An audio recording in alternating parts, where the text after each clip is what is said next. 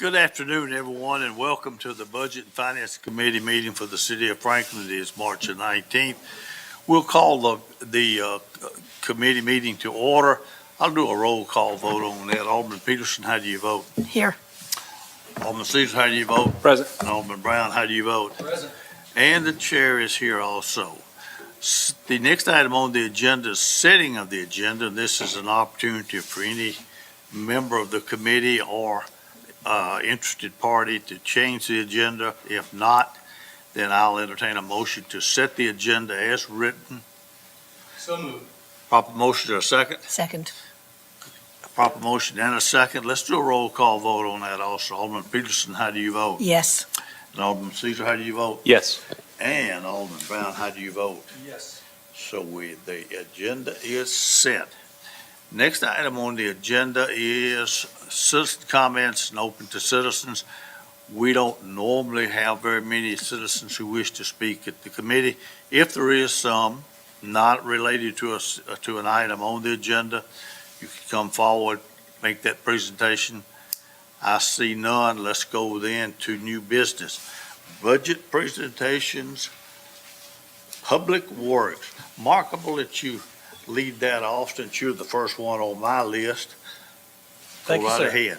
Appreciate the opportunity to come before you this afternoon. We're going to be going through all of the Public Works Department's budgets for you all.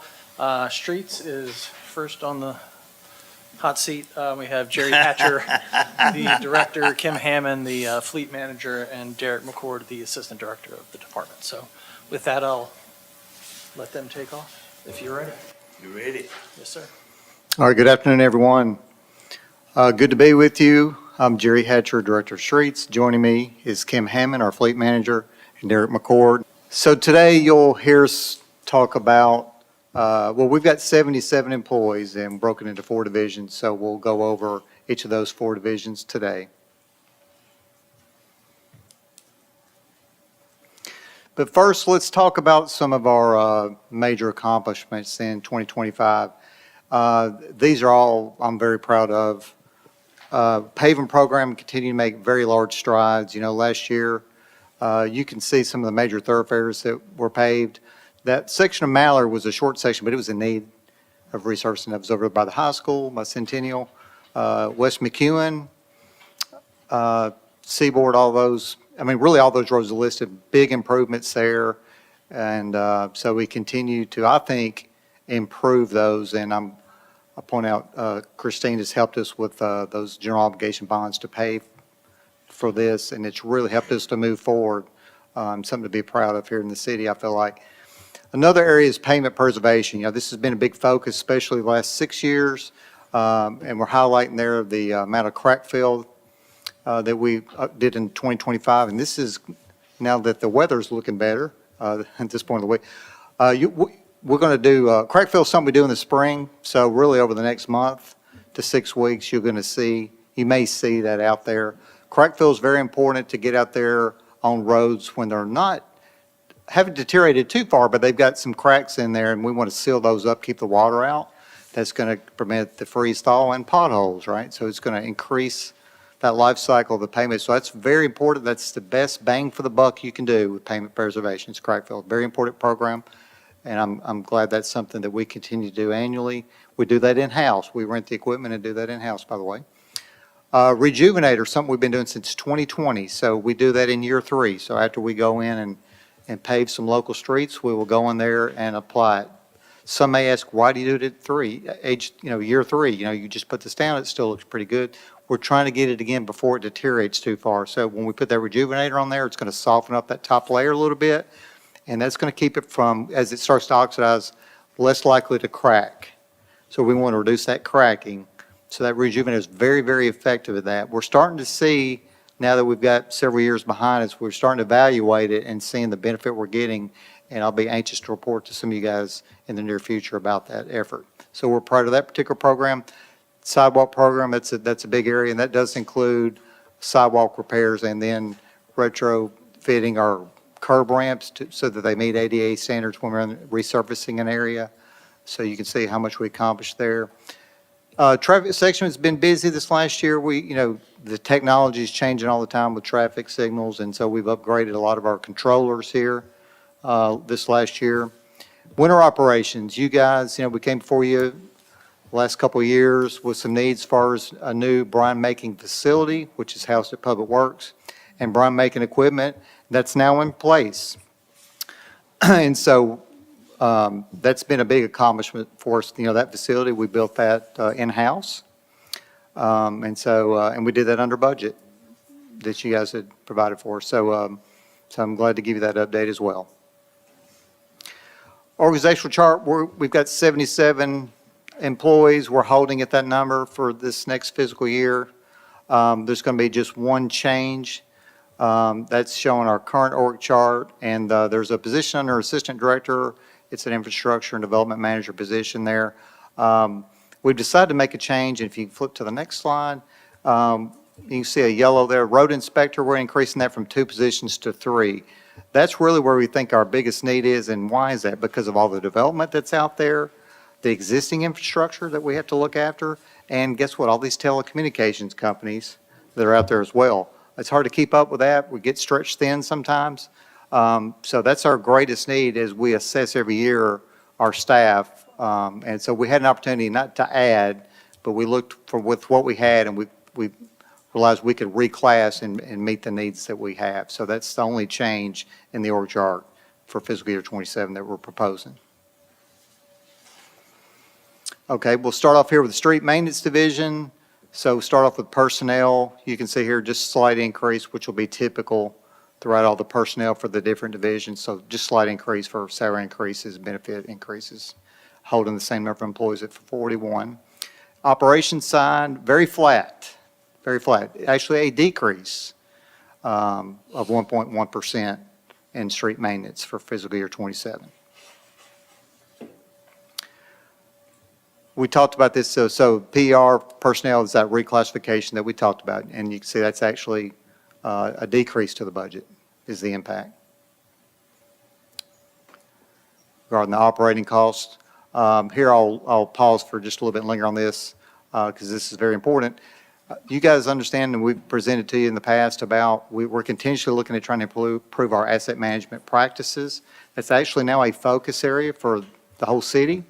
So we're trying to look at that strategically. And so in the last few years, we've presented to you PER for fleet management system.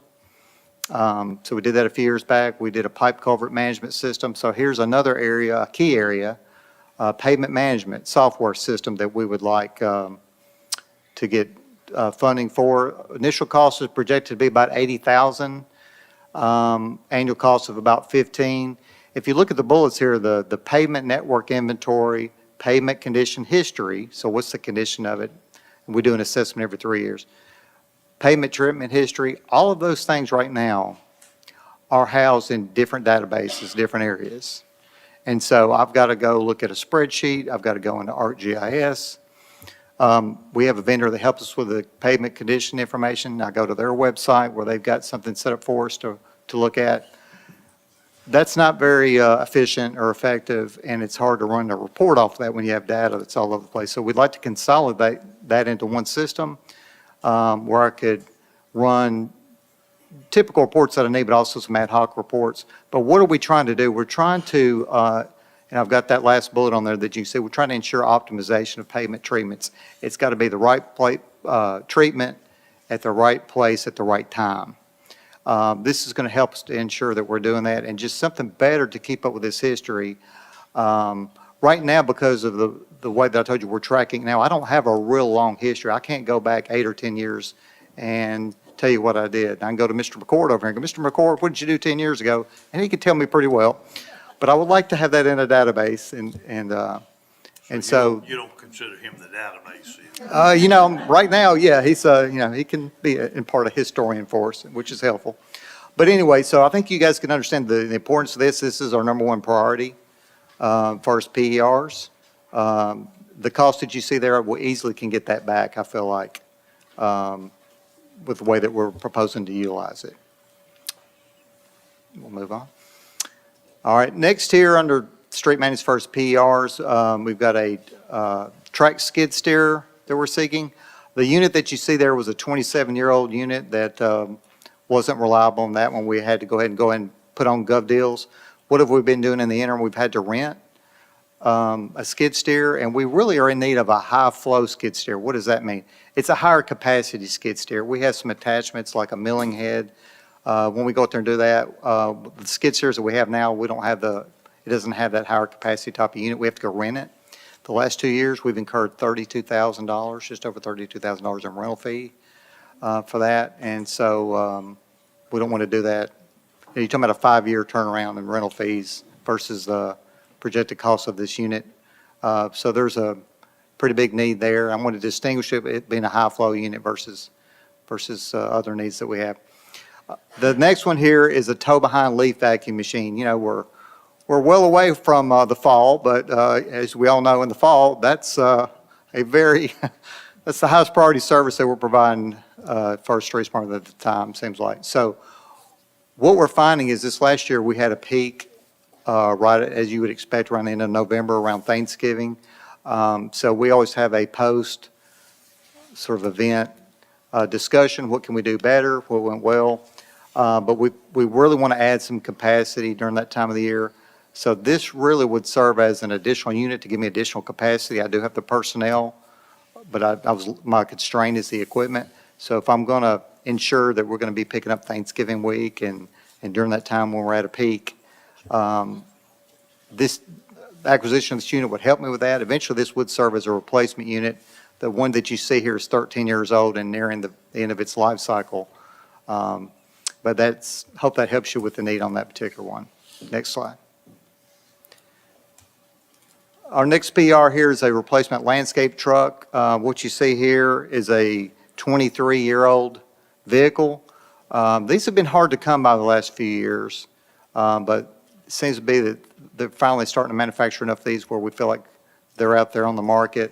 I believe the one we're looking at is a crew cab, which would help as far as getting an entire crew here in this one vehicle. But 23 years, that's a long time for a vehicle that's used pretty much daily. So that's the need there. Next slide. Okay, we'll move on to traffic. We'll start with personnel. You can see here just a slight increase at 4.72%, and we're holding the staffing level at 10. On the operations side, here we go again. Decrease 2.45%. So pretty flat again. Okay, now I'll turn it over to Kim to go over the fleet slides. Hello. The first slide is over our personnel. Again, just like the other slides, just a slight increase due to salary and benefits, and we will be holding our staffing at 10 as well. The next slide is our operations. Unlike the other slides, there's a little bit of increase. That's due to a replacement of our mobile lifts in the shop. We currently have mobile lifts in the shop that are about 11 years old, and they need to be on a replacement program. So this increase is due to replacing a set, which is 2 lifts for the shop, and those we use every day. And our first program enhancement is mobile lifts. These are very valuable pieces of equipment that we have in the shop. Like I said previously, we use them almost every day. There's not any time you're going to come in the shop and not see a heavy-duty truck on here. They are especially valuable in supporting what we do for fire and sanitation. We would not be able to service those vehicles as efficiently if we did not have these mobile lifts. The technicians would have to be doing that on their back, and that's just not an efficient way to service, not including certain repairs that we have to have the lifts for. And we service sanitation on Fridays because they have the 4-day week. And if we have an additional set of lifts, that will allow us to get one extra sanitation truck in there versus it maybe having to wait outside until we have a few lifts available to get that into service. And our current lifts have been there 11 years, so this would be very helpful in our services. Next slide. This is our one of our older service trucks. We have 2 service trucks. This is the oldest one. It's 16 years old. It's a 2009. We need to replace that truck. It's pretty much aged out. mainly the capacity of the crane that you see on this truck. We've grown in the city that crane capacity just isn't something we need anymore. It's not as heavy as we need. There are a lot of jobs that we do in the field that we need a heavier duty crane. In addition, if we had a heavier duty crane, we could perform jobs in the shop with that crane, putting arms on garbage trucks. That saves a lot of money when we have to replace an arm if we can do that in-house. And we don't have an overhead crane, so we use the crane on this truck to do some of those jobs that in our shop that we can't utilize because we do not have an overhead crane in our shop. This is our fleet replacement fund. You can see last year what the numbers were, and this year we're asking for a total of 35.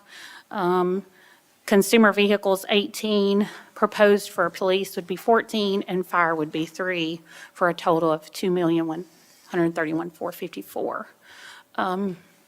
Consumer vehicles sold on GovDeals last fiscal year was 116,000. This is a very valuable program. We started this in fiscal year '23. And we've been able to really get a lot of our older vehicles off the road because of this. And by doing so, it also frees up time in the shop to work on some other things because we're not trying to keep these older vehicles on the road. Next slide.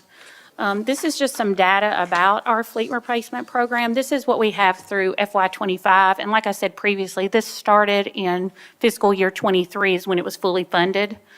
Since that time, we've replaced 54 consumer vehicles, 51 police, 11 fire. That's a total of 116 older vehicles that we've replaced. With our fleet management system, we do have a data point where it will give us the average age of the entire fleet. And this, we didn't have this data before, but this data is also a little, it's not just applied to consumer vehicles. This would be your fire trucks, your garbage trucks, heavy duty, medium duty, but we have a current age right now of 10 years, average age of our fleet. I'd like to get that lower, obviously, and just that makes everything run more efficiently. It helps the people in the field. They have less breakdowns, and everybody's happier and doing their jobs more efficiently. That is it.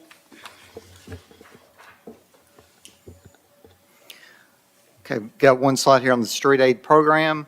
There's several components to the street aid here. I've kind of presenting kind of the biggest components of it here. And if you study that, you'll see there's a big difference in the sidewalk program. The sidewalk program is comprised, again, of the ADA upgrades and then also sidewalk repairs. Sidewalk repairs is about a $150,000 budget item. But as we look at each look each year, the resurfacing program, there's some neighborhoods that have a whole lot more curb ramps than others. And so that number can go up and down quite a bit. So that's in part for an increase. As far as the overall street aid request too, another component is facility paving. There's some increase there as well. That's why that number is a little bit higher overall in street aid this year. I'm sorry, in 27 as opposed to 26. Before you move off that item, just for the benefit of the full committee here, the funding for that street aid fund primarily comes from the city's share and that fund with some other additional dollars. We've put in a dedicated $1.50 of property tax gets transferred into that fund to do more. And then we have added some additional general fund subsidy as well so that we can do all that Jerry and Derek have described to you.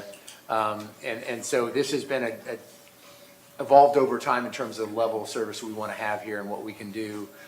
We think the preservation program helps us really stretch those dollars as well as we can, but we do put more in there so that we can maintain our streets at a higher level than just what the gas tax will provide us. So that is just a function that sometimes we get lost in just what we're doing out of it, but we have done quite a bit to bring more to the table year in and year out. And just want to make sure, especially because we have a couple new members of the committee, that you realize this isn't, the state isn't paying the full bill. We're adding quite a bit more to help it get done what needs to get done. And they will always take more money if we want to give it to them. We've learned that over the years, but we think we've hit a good balance and have a good overall consistent program to do work and get it done, and maintain our streets, especially neighborhood streets. Yeah, and our bond issuance we just did had a significant number in there for repaving. That is outside of this fund, and that is our major arterial local streets. So, yeah, it's sort of a different, this is really where we do neighborhood streets, and as was described, sidewalks. You see the guardrails, you see that now we've added the city facilities component as well. So I think the mayor's broader point is we do a lot to maintain our streets, above and beyond just the baseline that the state provides us. Well, do you exhaust all of the money in the year? Yeah, the street aid is monitored very closely, and we do our best to get down to a nickel or dime or Pretty so. much. Well, I mean, Yeah. Yeah. I don't think you could hardly spend it anyplace else that wouldn't be recognized by the public as being a benefit to them when you go out and they miss a pothole and can drive on a smooth street someplace. Yeah. So, yeah, I think that, now you're getting on a 1.5 cent sales tax, a 1.5 cent property tax, you're getting basically 1.6 million, right? Something One like that, cent- yeah. one Yeah, cent it's about- generates- It's a little over $1 million per penny. So, A yeah. little over Yeah. a million per Yep. penny. So does that reflect that there, the new property tax rate? Because you're only 300,000. Well, you have that new tax rate in place in this current fiscal year as well. So you are comparing apples to apples in terms of the updated valuation and what a penny generates. Keep in mind that this chart as well is showing expenses. It's not showing the Yeah, revenues. It's showing, Okay, okay, the original question I'm satisfied with is if you're exhausting it and doing what we need to be doing with that or whatever it costs, I'm just asking basically if that is enough in there, or if you were given more as the city administrator so graciously extended that offer to you, you would be able to spend more. I think that would be a very wise use of taxpayer, would be a wise use of my taxpayer money, I'll tell you that, because I like to drive smooth. Yeah, no, I appreciate the question, and I'll just be brief with a response on that, and again, appreciate that. No, I feel like right now our funding levels are adequate to meet our needs, to make Okay. sure, now, I feel like we were behind in, years past, had to dig out of a hole just a little bit, but I think they are adequate. We're taking these other measures, like Eric talked about, to stretch those dollars out. We're trying to be wise with the dollars. We're trying to, again, do things at the right time so it doesn't cost us more. If you let the payment deteriorate too far, then I got to not just put a surface layer, I've got to put an underlying layer down there. We want to avoid that. So I think by being wise about this, we have a 2-year resurfacing list too, and that allows us some flexibility. As we're going on within a physical year, we look at that balance, and then we may move something around or realize we can do part of a neighborhood, go ahead and do some, or may have to hold back a little bit. So we make some adjustments to make sure that we're working within this. But to answer your question, the short answer is, yeah, I think the city's doing a great job at meeting the need right now in this particular area. Any questions? Yes. Before we throw the barrage of questions, this is a pertinent and simple question, hopefully, as a new member of this board. When we look at the annual budget for resurfacing and pavement preservation, we think of roads that are city-owned roads exclusively. We're not talking about Mac Hatcher, we're not talking about the interstates. Those happen outside of our streets department. That's correct. Thank you. Matt? The gap funding that went to engineering, remind me, where did that come out of, the sidewalk gap funding? We're shifting now to engineering? What pool did that come from? No, this is ongoing maintenance Right. of But sidewalks. when We've got did that gap? yeah, we've got Moved a it sidewalk forward. gap. We have kept, gosh, go ahead, Michael. You seem like you jumped in. no, it was here. It was $250,000 of property tax that we had put in here. And we are simply moving that $250 contribution from street aid, keeping it in the general fund, but it's being assessed, again, it's being expensed to engineering. So there's Yeah. maintenance and then there's adding these smaller sidewalk projects, and that's the differentiation here. This is maintenance. This is maintenance. Engineering has expansion. Yeah, the small sidewalk projects. So there's another portion of street aid that is expansion that we're just not seeing. That expansion is not street aid. That is your general fund dollars that go with Okay. that. I was just Yeah. looking for Yeah. it was coming out of somewhere, because Right. it's going into somewhere. Yes. I was just looking for where it was coming out of. Yeah. And so, And, okay, and just to kind of circle back on the big picture, these are really your neighborhood streets. right. So Mayor brought up the point of the other resurfacing we do. Those are larger local arterial streets that we're working on. So you layer that on the bond-funded piece plus this, you have a substantial investment in maintaining our streets that we put in every year and as part of our capital funding as well. Just maintaining what we have as well as the broader CIP. Any other, Dan? Yeah, we've got just a few more slides too on, Right ahead. on the streets here. Okay, lastly here, Stormwater Division, personnel again, just a slight increase, holding the same staffing level. On the operations side here, actually see a decrease here, and there's an explanation. There was basically a kind of a one-off, a project charge that was included in fiscal year '26 of over $200,000, and that really makes up the bulk of that difference between '27 and '26.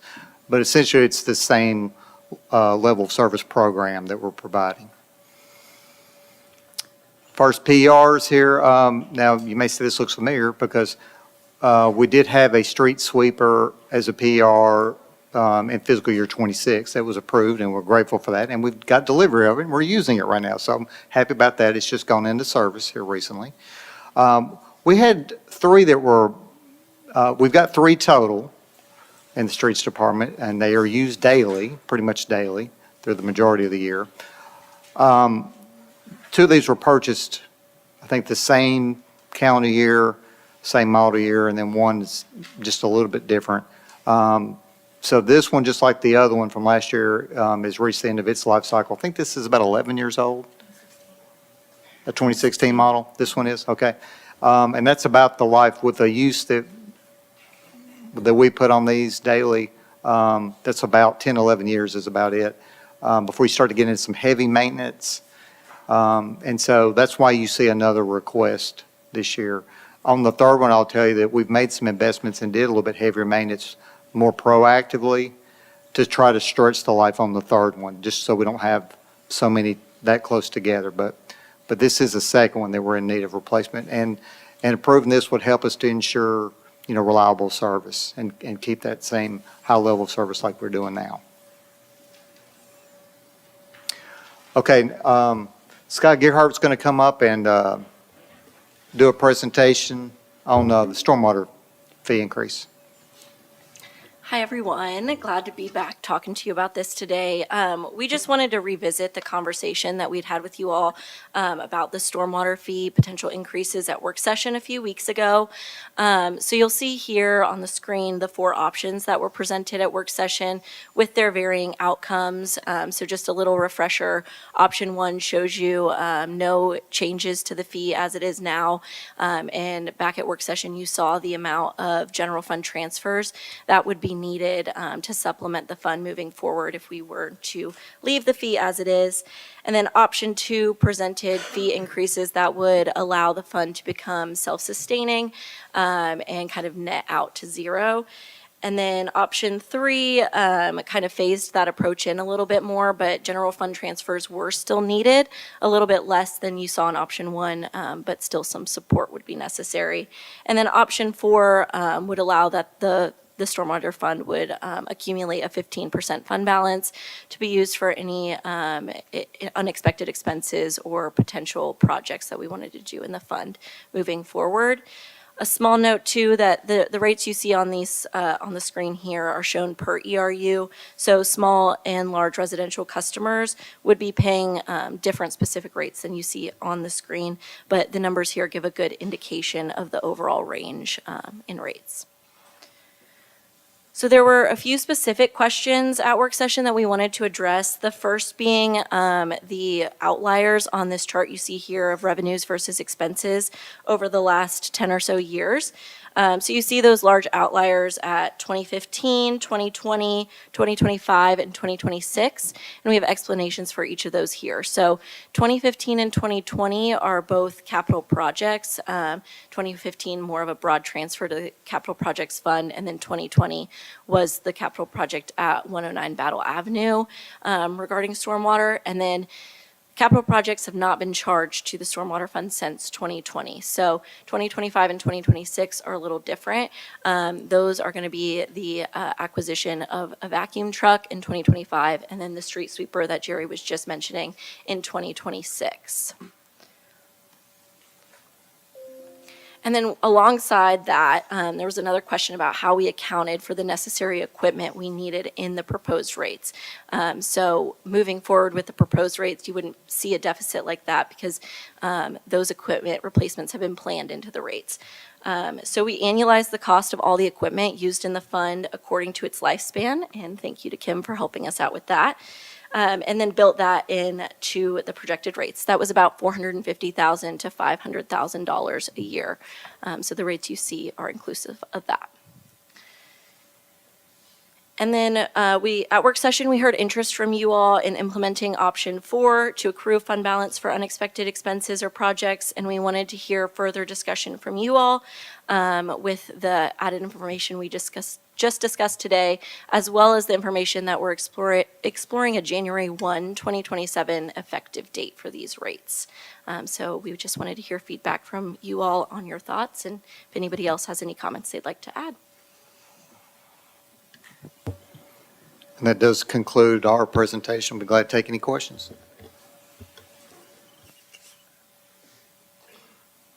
Any questions? Very good, very good, well done. I don't have any questions, Matt. I don't have any questions, but I know you're looking for feedback. I mean, I still feel like option 4 is the right thing to do. I mean, we don't know what other things are going to keep coming as we're Yep. growing, and so I think having that fund balance in there, if we're going to do it, now's the time to do it, and incrementally more to give us some conservative cushion, I think is the right thing. So I'm in that space still. So thanks for the follow-up, but I remain in that place. I have just 2 comments. I appreciate the decreased budgets in places there, Jerry. And one question about the system that will evaluate the life cycle or the lifespan of the asphalt that's out there. And I'm sure you've exhausted this, and it's probably a redundant question, and I hope I'm not insulting your professionalism by asking. It would seem that maybe one of the vendors that sells some of the products that we use to apply to our roads would have a very handy surface management solution that maybe we could use without having to spend $80,000 to buy our own. Now, there's probably limitations there, and I'm sure you've exhausted it, but I would just float that out there as if you haven't looked at it, maybe that would be something to consider. Certainly limitations, then they control your information. I understand those things, but I found that sometimes those can be very helpful in my work outside of the city. Would be an option I would offer up. And then the second, I'm a little bit of a different opinion than Alderman Brown here on the stormwater fee increase. I feel like this is a tax. We're offsetting a general fund balance with an increase in a fee that is staged based on the size of your business, or the size of your property, whether it's commercial, small residential, or large. And while I would love to say let's operate with a 15% budget because we don't know what's coming, I don't know that as a resident that the folks that I represent would say, sure, City of Franklin, take my money, you'll find something to do with it that makes sense. I would probably, given that statement, I would probably skew more toward option 3 because I think it builds up and we kind of sunset the fund transfer support as we bring this on.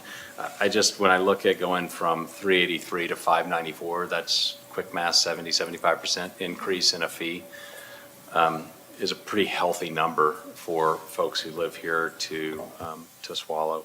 I'm sure there's also other options for us to get support for the stormwater budget, and maybe, I'm sure we've exhausted those, but I would just ask if that potentially is something that would come down. I know maybe this is dated information, but when we first started looking at doing leaf collection, I think it was tied to protecting, maybe, and I may be wrong here, tied to protecting and preserving our stormwater systems, so we could collect leaves rather than have them clog our drains and gutters and cause floods. I think it's a great benefit that we offer to our community. I don't know if that was federally funded or state funded It's initially. ours to fund.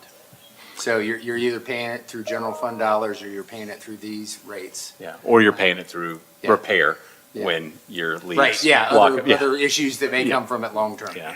And so I think just to be maybe more straightforward with I recognize that it will cost us more to deliver stormwater service in the future than it does today.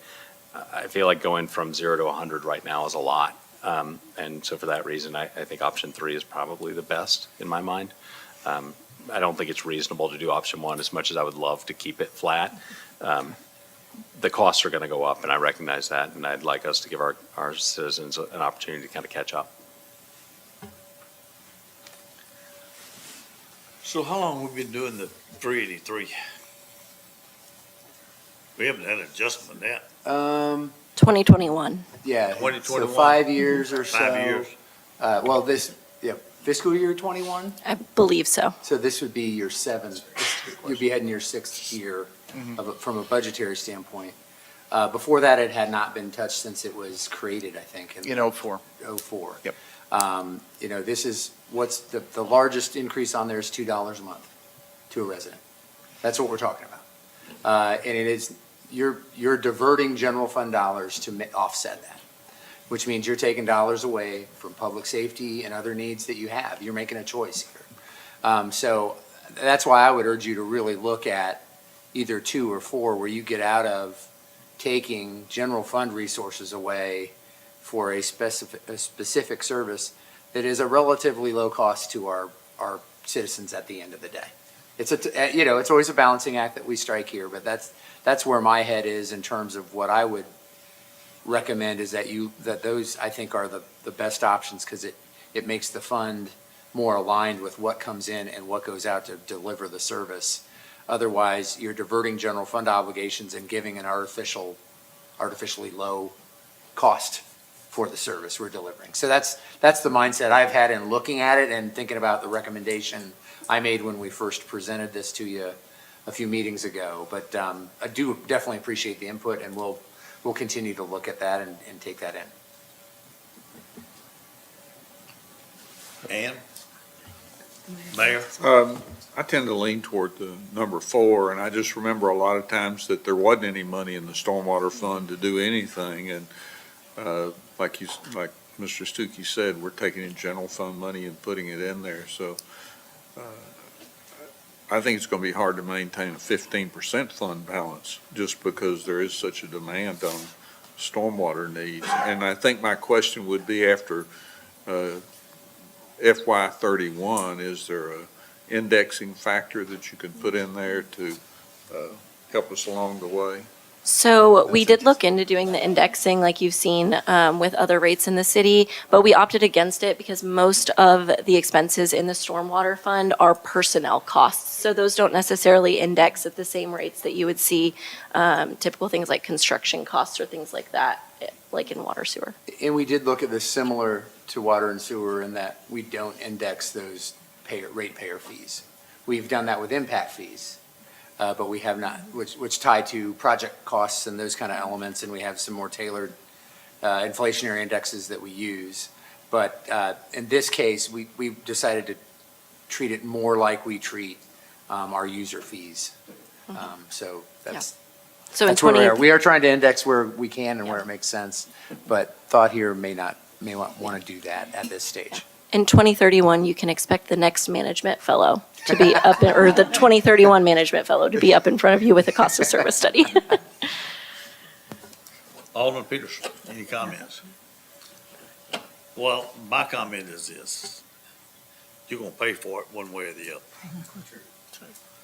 I prefer to see it on the fee where you can see it publicly, see what it's going to, rather than it be set aside in some 0.25% sales tax or whatever it is, you can do that right there and look at it and see.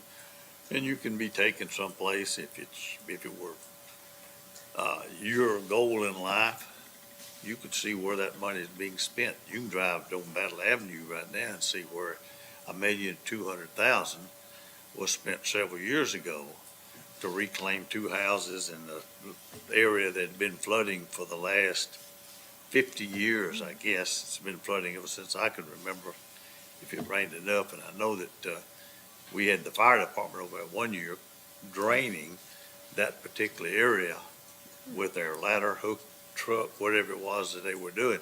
So I like option, like I said, if you can do option one and it works, it doesn't.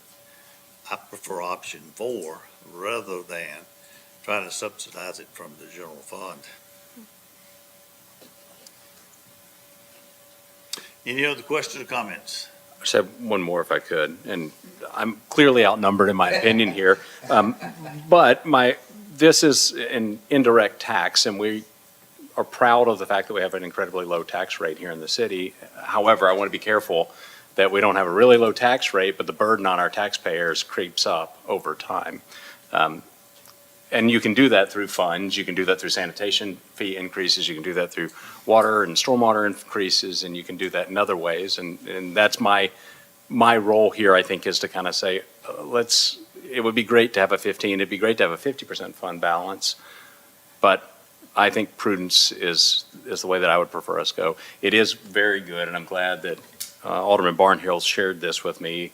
The process of this being increased has not been something we've done annually.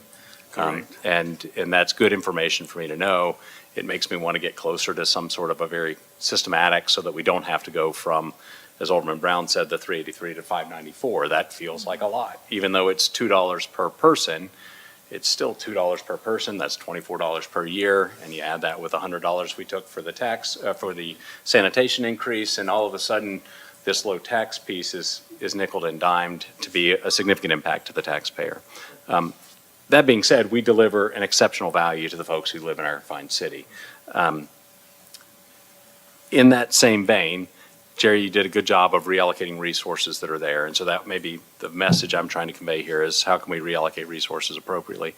I'm more curious than anything else with your head count. You did identify a third road inspector, but you didn't add head count. Did we reallocate an existing employee to that role? Great. Missed that statement.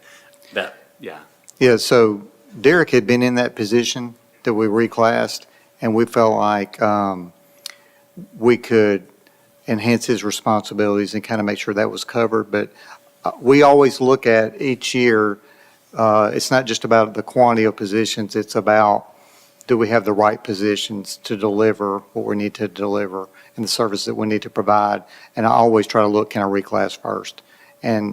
But for sure, we need to expand with a road inspector, and I felt like it worked out very well. Now, could it be some point way down the road, may I need that position that we reclass? It's a possibility, but this is going to serve us for the next several years. That's great. As long as the people are happy too, I'm good. Any other questions or comments? Thank you. Mark? Thank you, Streets team, as they're heading back to the peanut gallery. The fine folks from Parks and Recreation are coming up, Lisa Clayton, the director, and Paige Cruz, the assistant director. So, thank you.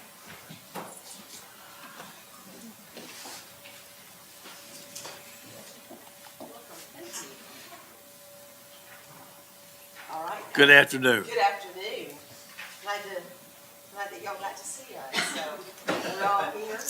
I do have Paige Cruz, our assistant director with the department, and Suzanne Carter is here. Brian Walker and Kevin Lindsay also round out our superintendents within the department and lead our great team. So I just want to make sure that we acknowledge them as this part. I'm not going to go into, there's quite a few things I'd like to share as we continue through, but we tried to align our vision. We did a master plan back in 2015 Oh, I'm sorry. Thank you. We did a master plan back in 2015 and where we created a very long vision statement. At the time, it was amazing. But y'all have really shortened yours, so we like to just be in line with the cities more.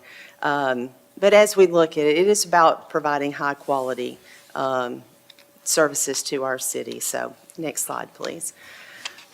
So I want to take a few minutes because it's important. In April of this year, I will be the director for starting my 25th year with the city. And thank you.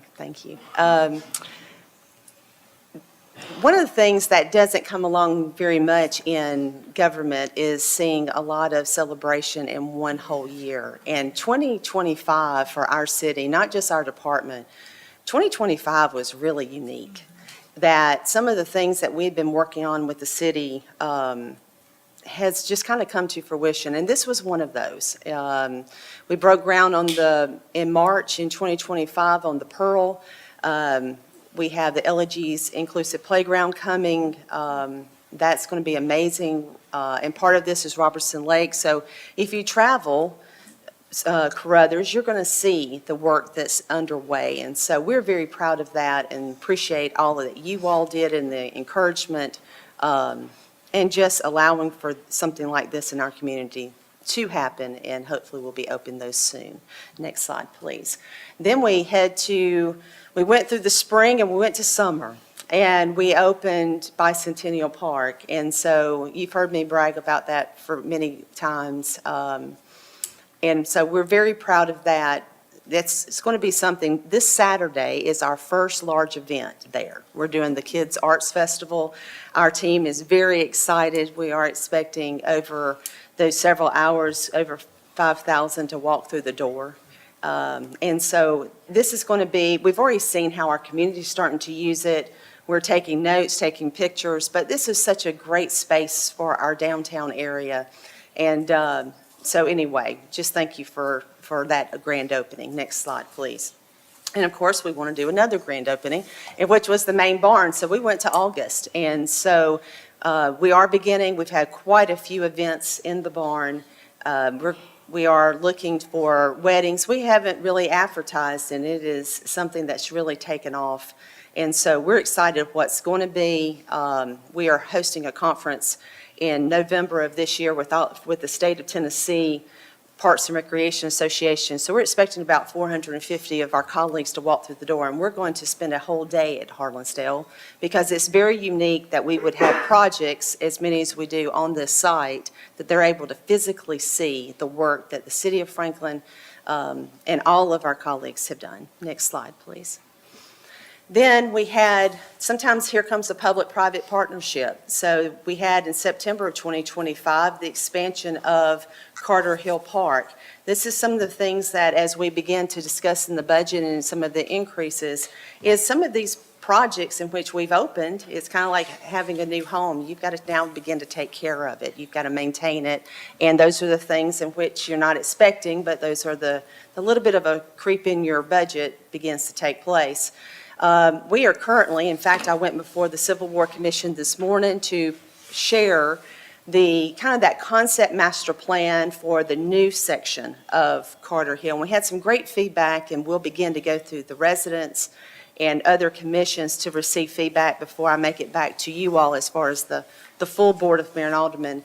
But there is quite a bit of work to be done on this property to make it a full park, not just for the Civil War in our tourism from a recreation economic standpoint, but also for residents.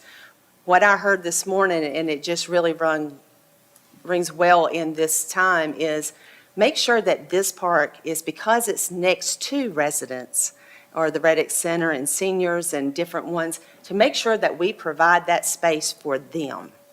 And that was encouraging to know that we need to create space for them to enter this park and then to elaborate there for it's not just interpretive signage, but how did it come about?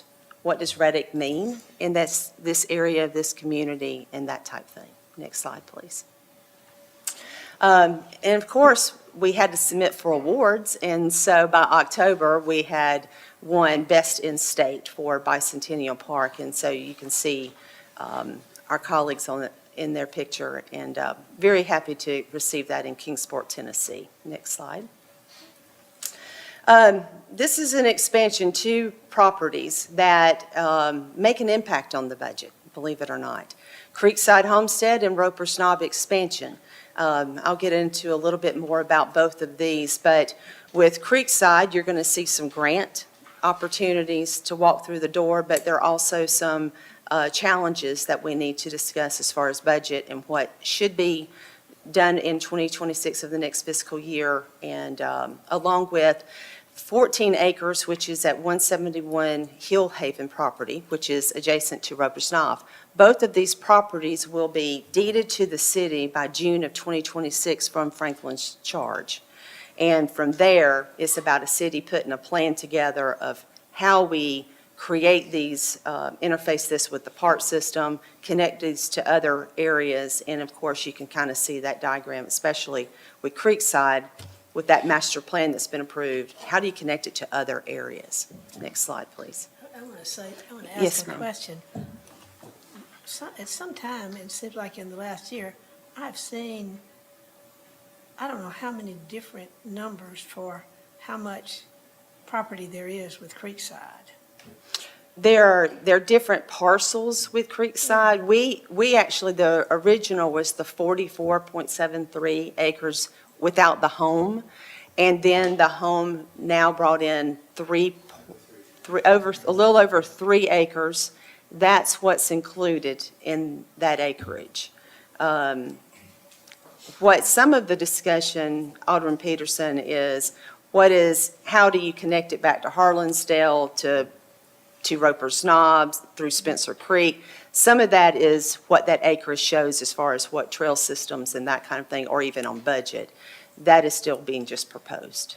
And there was a portion of that project, a proposed component, where we were going to acquire 14 acres across the street. And Yes, swap it for around Yes. 33, 34 acres. yes. And the First United Methodist Church decided not to move forward with that agreement. So that was in the mix too. That So was- there were multiple you're parcels correct. and different Yeah. pieces of that puzzle.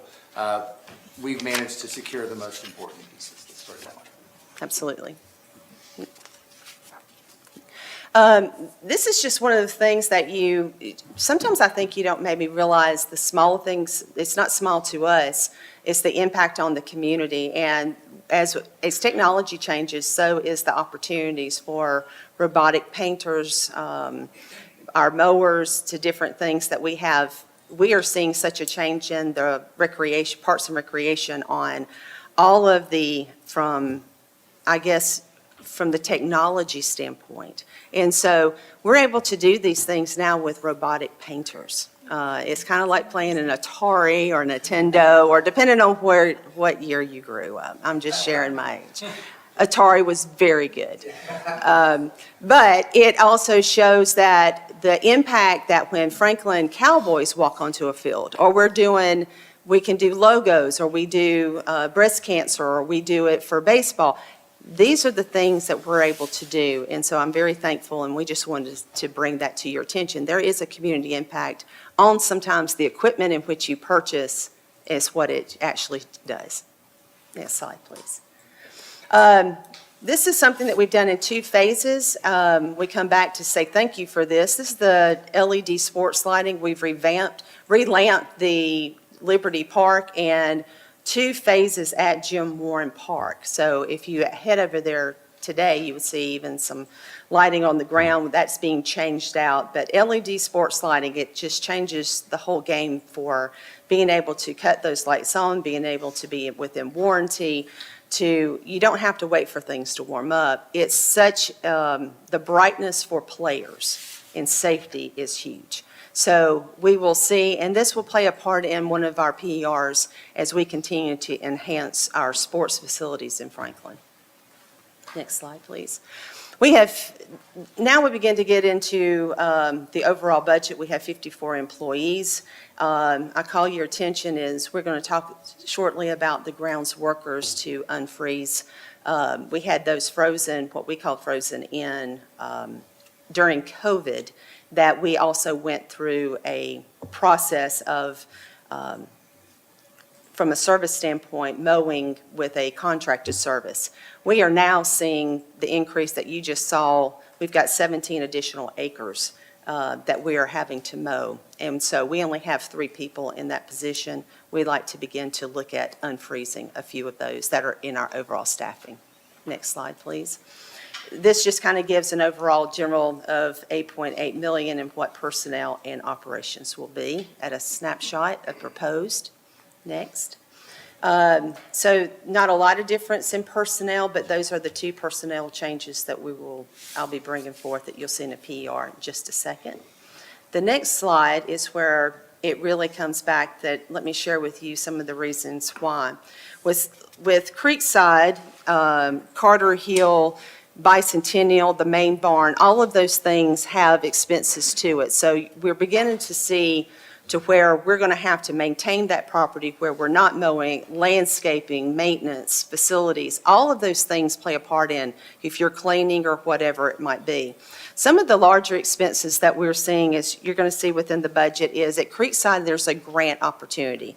The TDEC has several grants, and this is the local Parks and Recreation Grant Fund. I had brought this before the Board of Aldermen a few weeks ago to talk about the master plan to have the opportunity to apply for.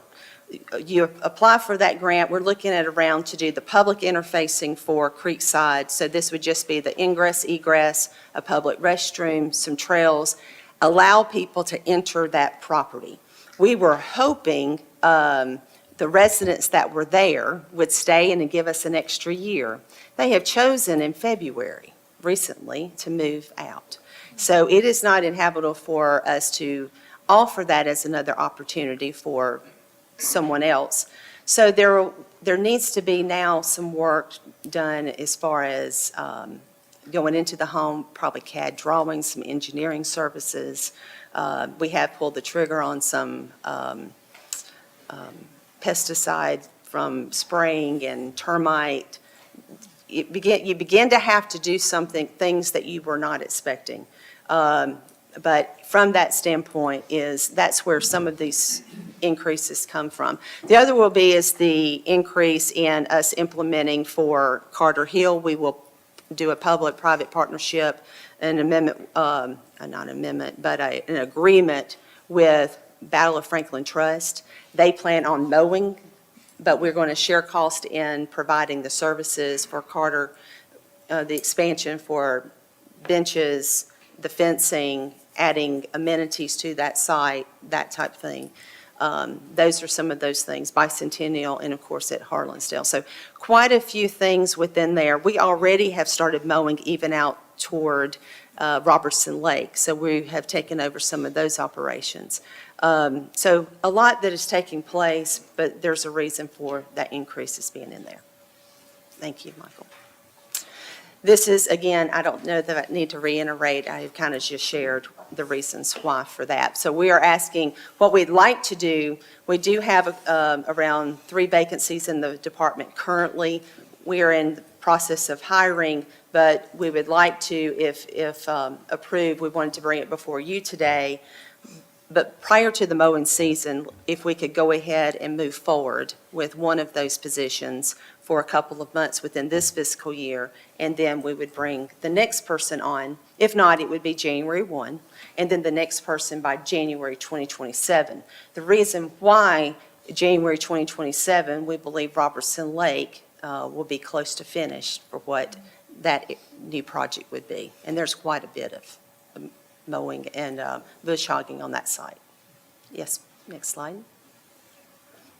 So I'm going to turn it over to Paige as she goes through some of the PERs, and then we will tag team as they come up. Thank you. This one you did see earlier, similar, but this is a replacement for a landscaping truck, or should I say, this is to replace the existing, as you see, with a crew cab.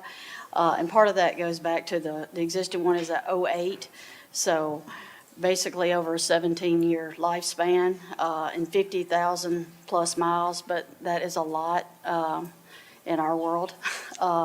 So in saying that, some of it's safety features it's lacking, some of it's operational insufficiencies that will help, but we also need this to go along with that other request that Lisa just mentioned with the grounds worker. So they go hand in hand, but also replacing an older vehicle. And also to note that the existing '08 would be sold as well if this truck was approved to purchase. Next slide. And this next one is a replacement. I know you saw this earlier as well from another department, but this is a replacement to existing skid steer you see there on the left, and that is the proposed track skid steer on the right.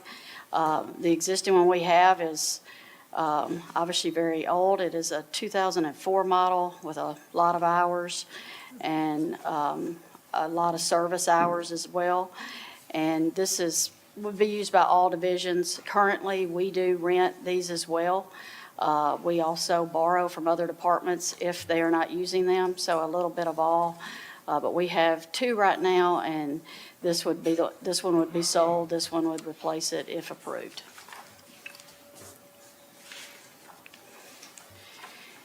This is replacing a existing rotary mower. That's a 2014, over 1,900 hours, and has exceeded its life expectancy. A motor has been replaced, but we are now moving forward just with where we are with replacing a lot of our rotaries with reel mowers, just for a better, more precise cut, more of that golf course look, and the expectations that are there with being in Franklin. So we don't receive usually any pushback from our user groups with this cut, but this is to replace that older one that is there and got a lot of hours on it. Next slide. This one is a new request for PER, and this would be primarily for our urban forestry, and it is a compact loader. We don't have anything like this. It may look similar to you, as similar as a skid steer, but a little bit different because of the attachments. For urban forestry, this would have been really convenient and handy to have during the storms, but we did not have that. So we used what we had in place or we rented. But this one does come with multiple attachments that we would also need, including forks, gravel, and a loader bucket. But again, would be used primarily by this group, could be used by others, but as you can see the picture, very useful for this division. And this next request here is also a replacement for a mini packer. That is an '07, has a lot of hours on it and a lot of service on it. And I know Kim could contest this a little more, but we are currently, it is hard to get parts for this. So when it can stay down a lot if we can't get the parts for it. So that is becoming more of a concern. Over $45,000 has been spent on it for repairs that we can find in our records because it is a '07. And basically, this unit gets used a lot when it gets used, and it does get used for tournaments and things like that, but it also gets more and more usage now with events. If you think of big events at Harlansdale or Bicentennial coming in after or even during, if it's requested, but it also gets used on Saturdays. You may go to a baseball field and see them using it. So it gets used from that aspect, but also if SES has one that's down, they use it as well. We work that out internally, so it gets used a lot. This next PER is a new request for shade structures at Jim Warren Park, and it's fields 1 and 2. This one, if you go to Jim Warren, we don't currently have these. It would be nice, obviously for the shade, for regular season, for baseball, also for tournaments or any type of event we have, just to offer that for inclement weather. And again, just the look of it as well, of course, is appeasing. A lot of newer sports complexes have these. When we did the project at FSSD, we did put some very similar to this in, so this is what we'd like to come back and do at Jim Warren and start that phasing. This next one is a replacement, and this is for a 1995 Kubota tractor that we currently have that has been very, very useful for us and probably some other departments as well that have used it. It has been around for a long time. We are looking to replace it there with a newer tractor. This could be used not just athletics, but other divisions as well. Primarily, it gets used a lot during the summer months. Could get used more, but there's a lot of elements it's missing or doesn't have that function like we need it to function, like hydraulics and things like that. So it would be, right now, if we don't have this, we usually rent an additional tractor to help us get phrase mowing and things like that done in our summer months. So it would help cut those costs as well. And this next PER is a new one request. This is something we don't have that you will see changing a lot in the tree industry. And I say that's just where we are today in '26. We see these used more and more, even with contracted work, but this would have been super handy to have during the storm we had this winter too. This is a 50-footer. We are not requesting a trailer with this. We feel we've got a trailer that would work to transport it currently. But we do feel this would be very handy to have in downtown areas or tight areas and parks. Really just our bucket truck won't fit in those areas, so at times we have to rent this as well. So this would be just primarily, but it could be used to also for other divisions, for maintenance, athletics, to put up netting, to do lighting, and some other projects too. So not primarily for urban forestry. So the next one is the Sports Economic Assessment Plan. One of the things that we are finding out is over the last, Jim Warren Park is, we did the last renovation in 1997, Fieldstone's at 1998, Liberty's at 2003, we opened it. They all still look good, and we find that certain areas look great, but what is it that we're missing? And so the county has accomplished a plan or underway. Williamson County Visitors Bureau has done their kind of assessment. And so what I'd like to do is we take a look at what can we do with existing? How can we benefit from looking at as a county, especially it's county-wide as far as when you bring large tournaments or that type of thing in? Because sometimes they will share in those responsibilities if we have a very large baseball tournament or using multiple areas. But it also it allows for us to understand it's not just about new, but how do we repurpose things and what makes sense in our community that sets us up for the next few years, that allows for us to see what that next master plan and that CIP would look like. So this would just play a part in, we believe, overall, as far as if we're going to buy more property, if we're going to do sports, then we're going to have to kind of concentrate on that a little bit to understand how do we capitalize on it. One of the areas that I had shared within the PER in the details is one of the things we're able to do with Parkland impact fees is to allow for, we provide offsets for design if someone walks through the door and then designs pickleball courts or trails or any type thing. My suggestion is to maybe take a look at some of those fundings from all of the quadrants to bring it together. So that, because this would impact every quadrant we're in, and what that would look like from a tourism standpoint. And this next one is a new request as well. This is for cemetery management software. We currently don't have anything like this, obviously, so this would bring us to the next level. We have done our research and looked at different softwares. We've also done our research with internal and external. We've went through our IT department, of course, with this, and we've vetted this also through planning.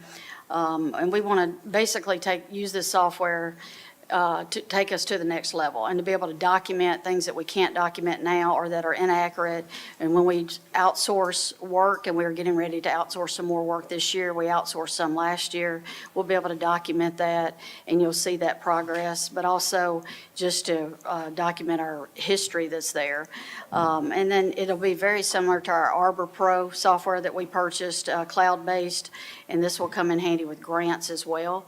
So that's basically what we want to to have something in place. I mean, we maintain our cemeteries and do a really good job, I think, right now, but we don't have anything as far as this other piece of it to be able to do this type work. So this would allow us to do that. The next one is our final one, and I brought this before you with a member of Franklin Baseball Club as a partnership, whether it's done in phases or able to accomplish. But this is about sharing in the responsibility of looking at some artificial turf at Jim Warren Park, taking a phase 2, looking at 2 turf fields, the infields only, and as well as doing 2 full fields. They have a Challenger League. This wouldn't be the only thing that they use it for, but it sure would help even with from practices, and when you're in a tournament, you can continue to go. We normally do not, I'm not saying under certain circumstances, but normally we do not cancel games because you've got a rain out in the outfield. You cancel for the infield. And so this would set us, as you see, the county has already started, the schools have started it all around us. We're not proponents to do every one of them, but we really would like to start something. So anyway, that's where that ends up being. And then one of the things that was requested last year during this committee meeting was to look at the cost of the recovery and recouping those expenses. And so we're going to begin to look at this under the city administrator. He's kind of shared with us, and our ACA is looking at how do we enhance what we place in the budget of items in which we kind of benchmark ourselves. And this is one of those, as we begin to add new areas, then what is it that we're having to, what is that cost? What are the repairs? Are we recouping those costs? And bring that a little bit more, be transparent with it. So this kind of gives you an idea. Not every year is the same, as you can see, and not everything is expensive. But if it is something in which we are requesting that, then we should be able to document and show it and track it year by year.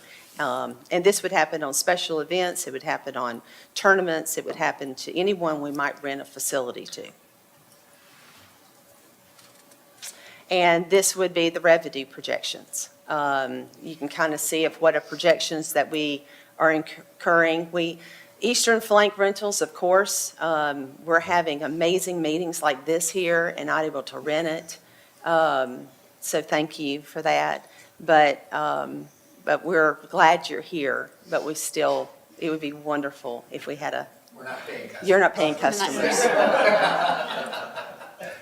Thank you, Mr. City Manager. You're not paying customers. However, I know. Depends on how long those meetings go. But anyway, again, I think being transparent of where we're going and beginning to market it ourselves. We've got some amazing facilities, and where else can we do it? But at the same time, there is a quality of life. We talk about that for our residents, but it's a quality of life for our staff. That every hour is not about renting everything. And so where do you have respites on certain areas, and how do we make sure that we capture these for you? And that's it. Sure. Matt?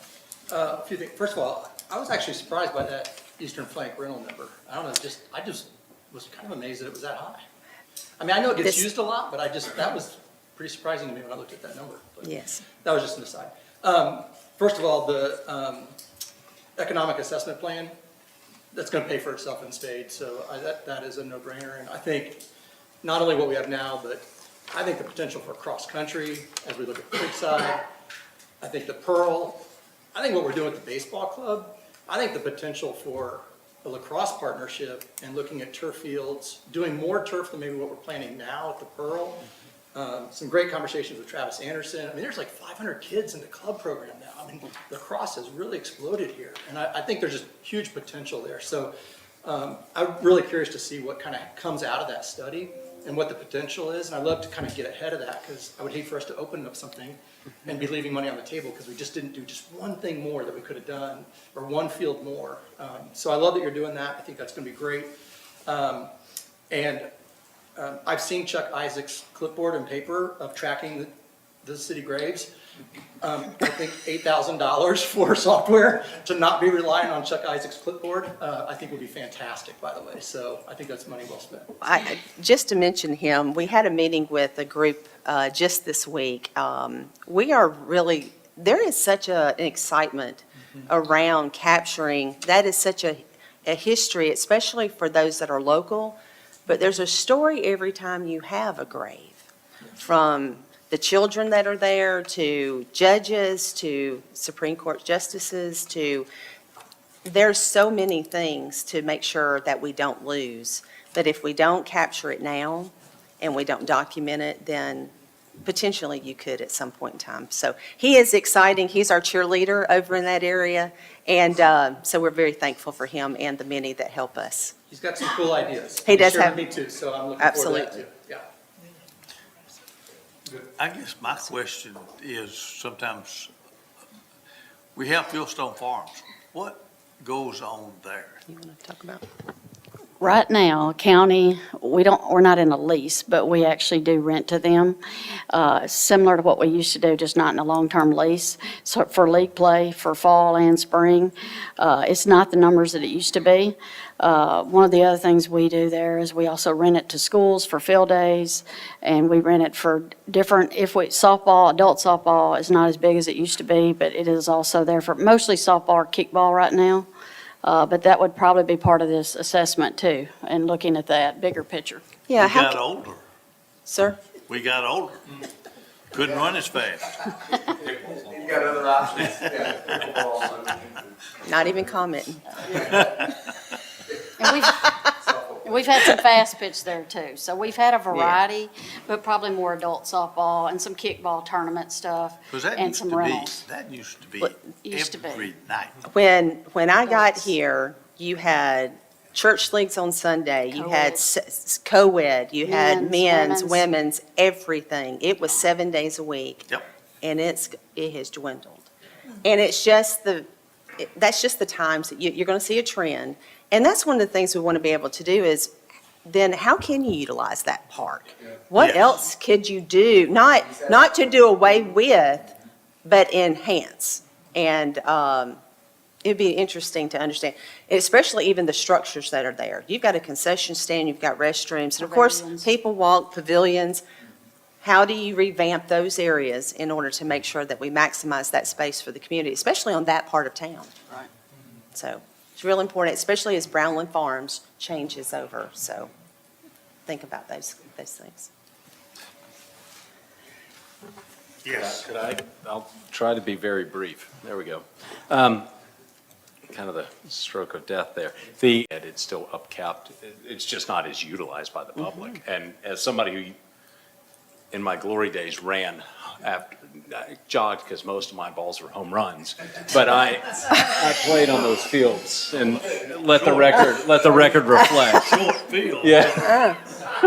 Okay.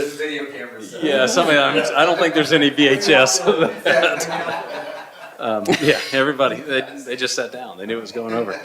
Then they put in the 2 home runs as an out rule, and that kind of ruined my game. But thank you for that update. This is more of a technical question than anything else. I remember a few years back, we brought in the robotic mowers, and that was an exciting thing, particularly on this large piece of property. Are we still using those? Do they end up not panning out? How did that work out? We are.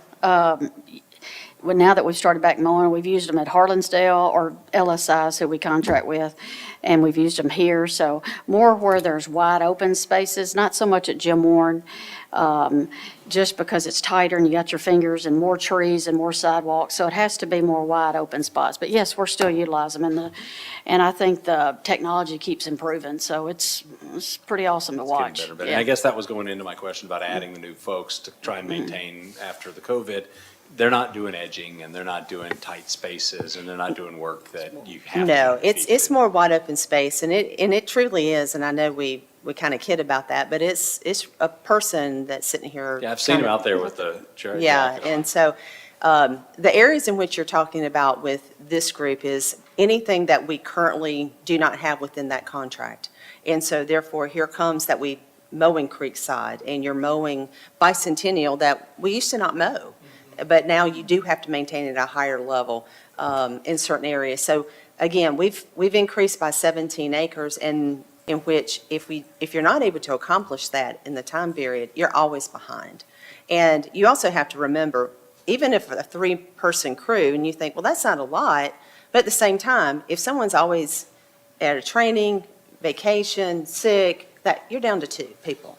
So we're always a little bit behind with that. And so that's the reason we'd like to just go back, revisit those unfunded positions, and slowly begin to increase that back into the existing budget.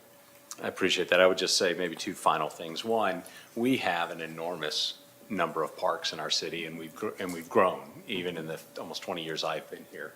And I think a lot of our residents probably take for granted what's here and don't think that there's a lot of communities maybe really close to here that don't have the parks infrastructure that we have, and they aren't maintaining those parks.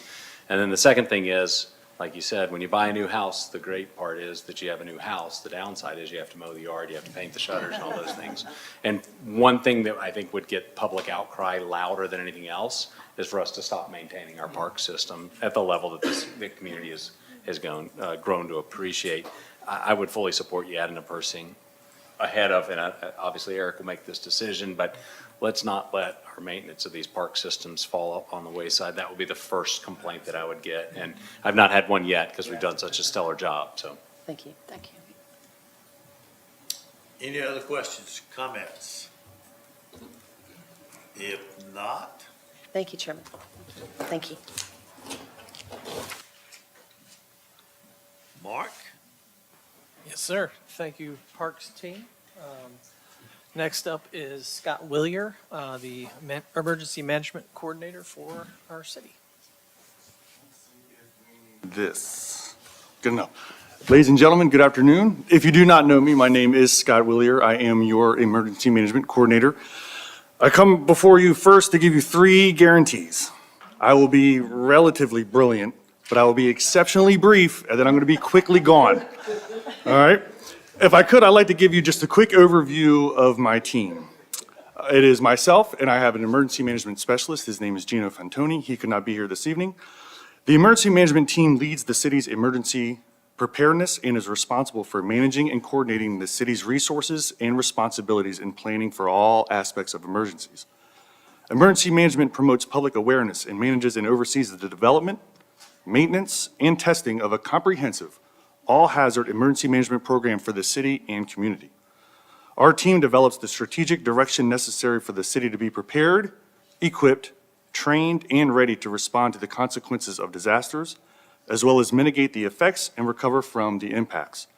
We conduct and plan these operations through prevention, mitigation, preparedness, response, and recovery.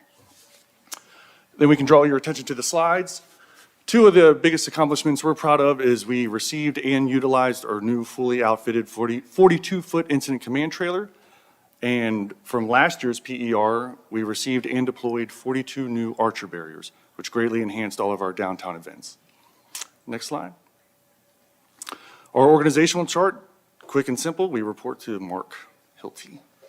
Thank you so much. That's about simple. Yeah, that's right. Yeah. I only have a certain amount to get. I got a minute left. We got to get through this. Yeah.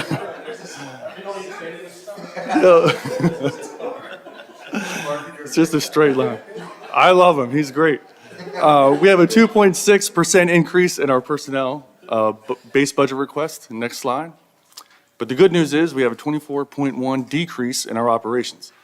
Mainly what that's from is our city, if you do not know, maintains 16 tornado sirens.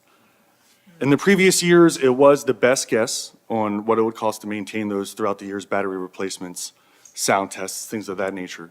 But now that we have some historical knowledge, we can dial that in a little better, and that's that 25,000 decrease. That's the majority of it. Next slide.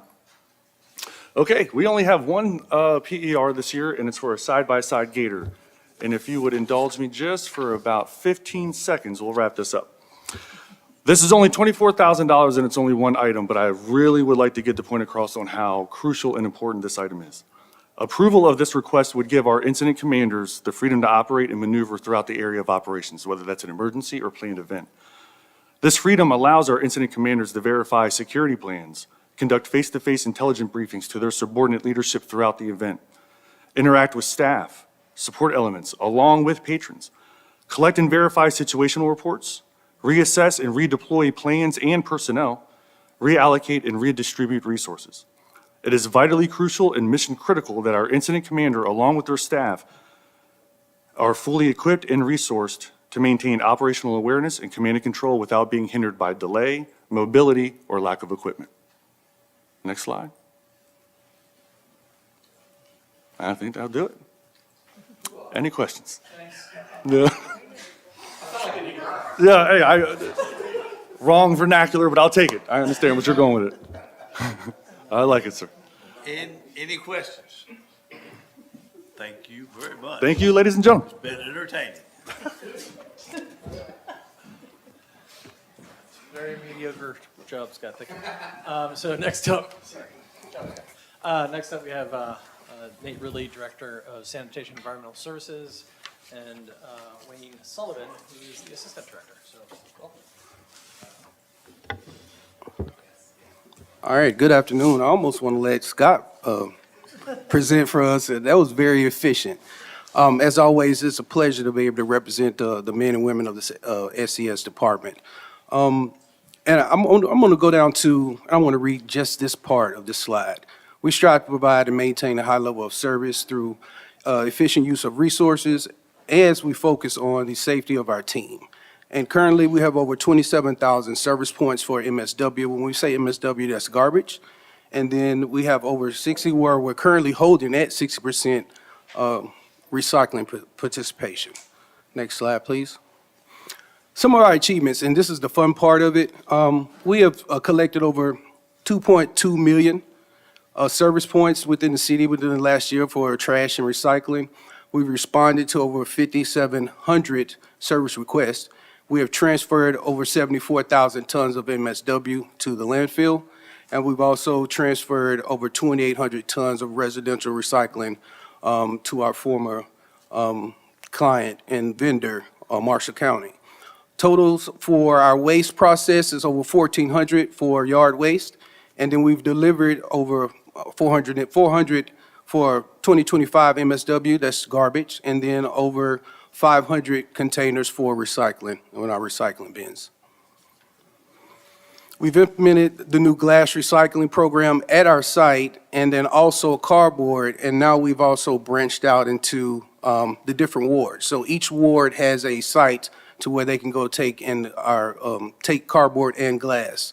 So that's a good thing. And we're actually keeping up with the count, so if the aldermen want to know what their wards are doing, just get in contact with me and we can kind of see whose ward is doing the best, okay?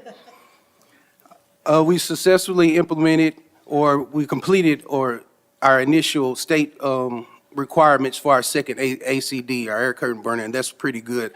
For a while there, it was a little bit hard because the EPA and TDEC did not want to play with each other, but we finally got that done, so we're going to be a little bit more efficient at our burn site.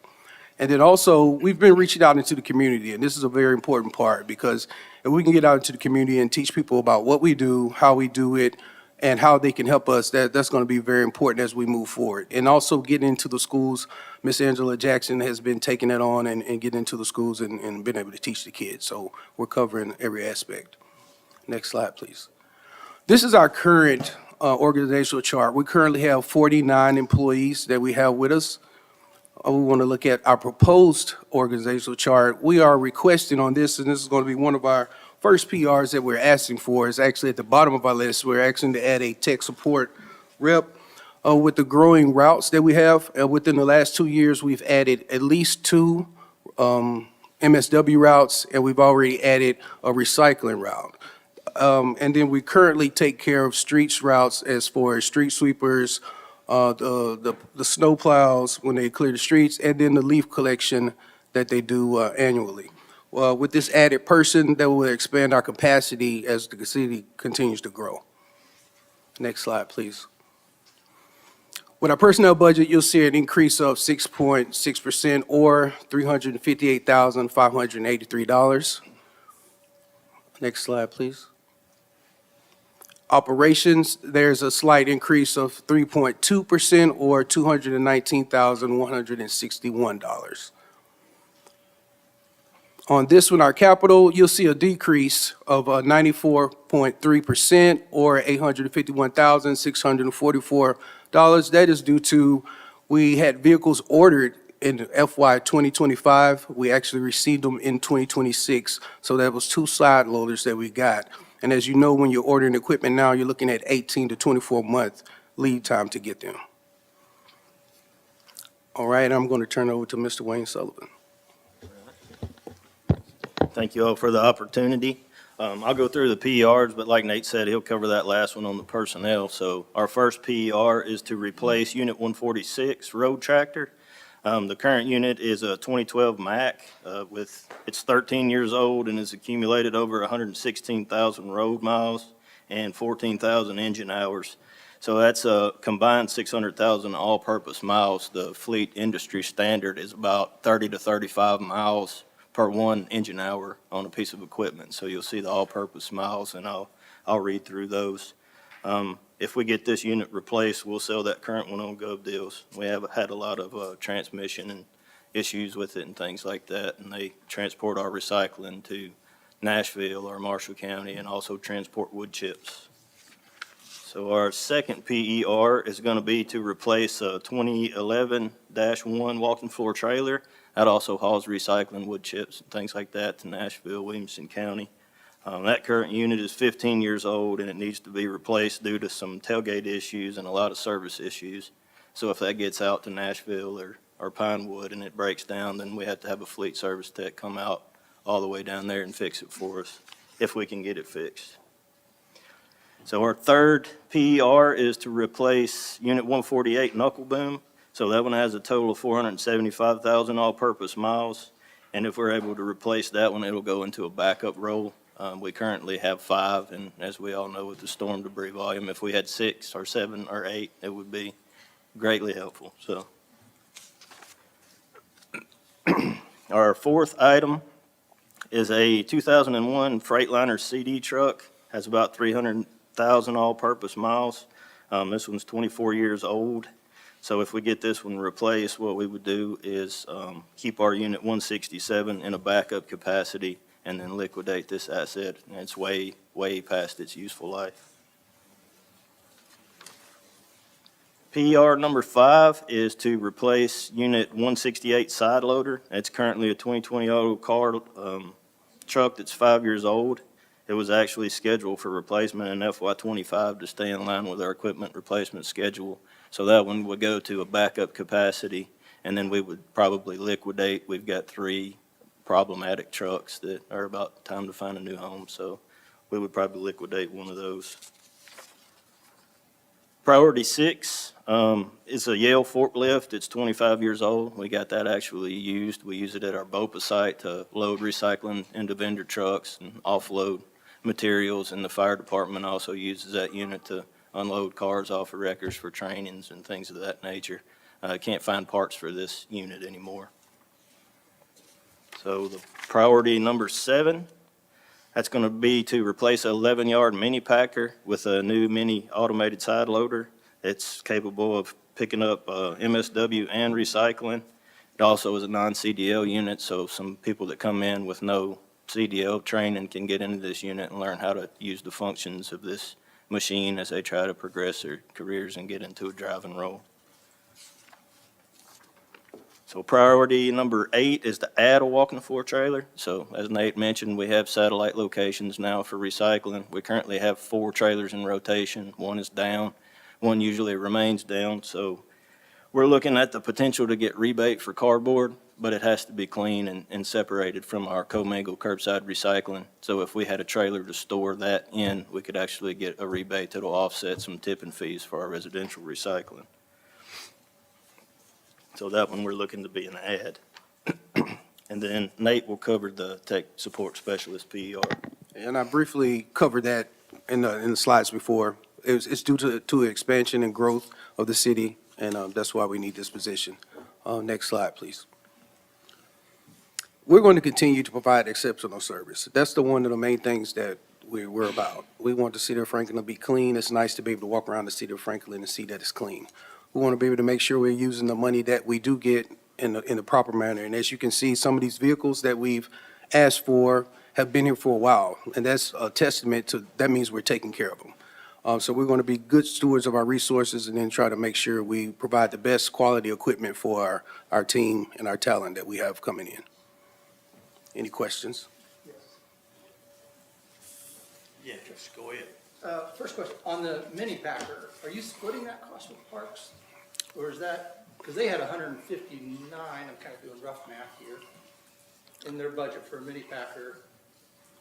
You've got 352 in here. So this one's actually a fully automated mini packer, so it's a side load, so it's got the arm. Theirs is a rear load, so it's less mechanical. So, So there's two mini packers we're getting.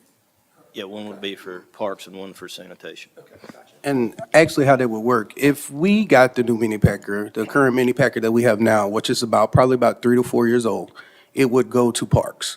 And that would give them a more reliable unit. Actually, the unit they have now came from us. And then, like they said, well, if we have something that breaks down, they actually let us use it also. Second question, general question. Do we apply for emergency funds for that storm? Yes. Either federal, state, or Yeah, local? that's in Okay. process. Scott, if he's here, I don't know if he's here. We've done an initial application and we're collecting some other information about what we can get reimbursement for. So yes, we have identified costs following the guidance that we've been given. We've made one application, we'll make at least another, maybe more, I don't know. We continue to collect those. So, yeah, that is, you don't know exactly how much you'll get back. Sure. It takes a long time, Yeah. but we are doing our due diligence in terms of documenting across various departments costs that are eligible and submitting them. Okay. Scott met with a TEMA representative earlier this week. He'll be scheduling a meeting with Public Works, Fire Department, and the representative and her team within the next 2 weeks, I'm guessing, and they'll step through all the process. But each event seems to be a little different, and so this is. So My memory is the first application was in the $300,000 to $400,000 range of eligible costs that we'd identified. And again, we're still collecting some, keeping an eye on it. We're trying to make the most of it, but it's fairly narrowly defined. Yeah. For example, the services that sanitation is doing, we can't do the residential component, but we can do anything that's in the right of way or more public in nature. So we're trying to define those the best way we can and get the reimbursements that we can. Good. Good. Yes. Along the same lines, was recently speaking with a few different neighborhood HOA presidents. I assume that HOA eligibility for those funds is not something that I is a would not think possibility. so, Because because it's it would have, private. it would have to be private. documented that it's public right of ways, public space. So, yeah. Thank you. I can say in particular, the one HOA president is expecting over 6 figures of cleanup work just in one neighborhood. I believe it. That's Seeing the certainly- volumes that we've seen, yeah. It certainly was not part of their HOA budget this year That's right. to spend that kind of money, and so great to know. If there are resources that become available, Yeah. please, I'm sure we'll do Absolutely. an excellent job Absolutely, communicating that out. yes. The last volume count or tonnage count as of yesterday was 2,400 tons for this event.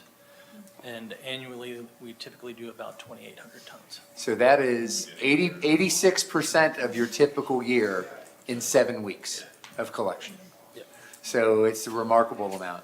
One thing I would just add, we will be coming to the board, I believe in April, with a cost of service update related to sanitation. So you all did a rate structure, but we want to revisit it, just make sure we're updated with where we are, and the current costs that we're incurring with especially landfill costs, et cetera. So we'll bring that to you as an update, and get any additional guidance. You set a number of years of rates, but it's time to take a look at that too. We want to keep it regular, so that we know we're staying on top of those costs. And the fund is in a significantly better place and is for the first time in its existence, is truly a self-sufficient fund. So we're looking at giving you an update on that in the next couple meetings. I guess I would say that, other than these crazy times that we've had kind of recently, I always would hear more people saying good things about getting their garbage picked up. You know, they Well, the citizen survey speaks to that. The satisfaction and quality ratings that we get from our citizens are extremely high for a lot of many of our services, but especially for sanitation, environmental services, and compared to their peers that have similar, surveys done. So, good job by our team overall. I would echo that, and obviously last week during the BOMA meeting, which I wasn't at, I saw that there was a discussion on the storm update. We obviously had a lot more waste to pick up than maybe we originally had thought, and I think that perhaps, at least in the folks that live near me, were afraid that we weren't going to come and pick up again, so they started doing all their pruning immediately to get it out so that you would pick it up as part. And I would just say to those folks, we'll pick up clippings that are done by the homeowner year-round. You don't have to put it out right now. And that's kind of what our guys are seeing. They'll go through in the initial cleanup and they come back and be like, it's like we never ran through there. And it's like, so that's kind of what we're running into, but they're doing pretty good. With, our new method, how we're attacking this, we're making good progress. And then we're also looking at alternatives as we move forward to make sure we move it along and get it completed in a timely manner. Any other questions of Mayor or William? Mayor, you have none? Mark, you're up. Thank you, sir. All right. Thank you. Thank you, guys. We'll welcome to the table Water Management Department. We have Michelle Hatcher, who's the director, and Dylan Gaster, who is the fiscal affairs manager. Yes. It's on here. You're still doing a good job, Mark. Watching it all. Thank you, sir. All right, so I know save the best for last, right? I can say that after, because they've all left. Oh, no, thanks, Nate. All right, so the purpose of our department is to continually strive to provide excellent water and wastewater services, preserving the quality of our existing systems and treatment processes, and enhancing what we have through proactive operations and planning. The services provided by our department include drinking water, treatment and distribution, wastewater collection and treatment, and then reclaimed water distribution for customers located primarily in the city of Franklin, but as you all know, we extend that as needed. Let's see, so our budget goals, what you'll see during this presentation is to further our implementation of proactive operations and maintenance. As we look at that, I've heard some of the previous departments that go before us have talked about kind of taking care of the assets that we have. So, you all have, we've gone through, the process of implementing the largest capital project, right, in the city. So how do we maintain that appropriately for our ratepayers? Site improvements to the water treatment plant to continue to exceed our state standards. So we'll talk about that as one of our capital projects in a little bit. And then continuing our progress on funding strategies and design for the Southeast Clean Water Plant, and then other infrastructure rehabilitation projects that we have. So we're continuously improving with our rate-funded capital.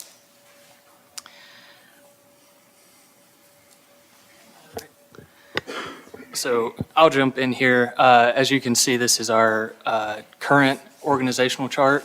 And on the next slide, we have the proposed organizational chart. So this year, one of the goals with the budget and specifically the organizational chart was to not restructure in terms of budget moves, but just clean up the reporting structure and how that's visualized. You can also see with the colors, we have the 6 different divisions identified, and the only non-PER moves that really happened, you'll see down in the utility service workers. And this was just a goal to clean up the span of control to make sure each supervisor is overseeing a manageable number of employees with performance evaluations and other things that are needed. And then the additional positions we'll go over in our PERs, and you see those there in yellow. So getting into our personnel budgets, and this is all the divisions, both water and sewer, looking at them as a big group. So there is an increase of almost 700,000 or 5.5% from 26's budget. These increases are based on medical premiums, pension cost. We've had a large number of retirements, and the pension costs associated in that we forecasted in our personnel budgets this year, and then the wage and merit increases. And all these will be refined and revisited before the final budget recommendation comes forward in May. Next, in operations, an increase of 6%, or just over $1.6 million. We do have some changes that occurred in operations, and we've got a summary later in the PowerPoint that breaks down these changes a little bit better side by side so you can see the total impact. But a broad overview, similar to last year, in the general fund, taking the property insurances out of the departments because you have to factor in how much each property is worth, but they're all looped together in the general fund anyway. We did the similar approach with our water and sewer general funds, so they pay their proportional share, but that way the budget actuals are more accurate as we go through the year instead of being in the divisions and mix up in insurance or anything like that could throw off what our supervisors are actually spending. So this gives them a better idea, and that is a 5% increase as well, just based on the information we have right now with premiums and things like that. Next is a 3% increase in water purchased. So this is the water we purchased from Harpeth Valley Utility District, and we got a letter notifying us that the rates of their water are going up. And so we included that in our projections for how much water we usually purchase, and so increased that by the 3% as well. We have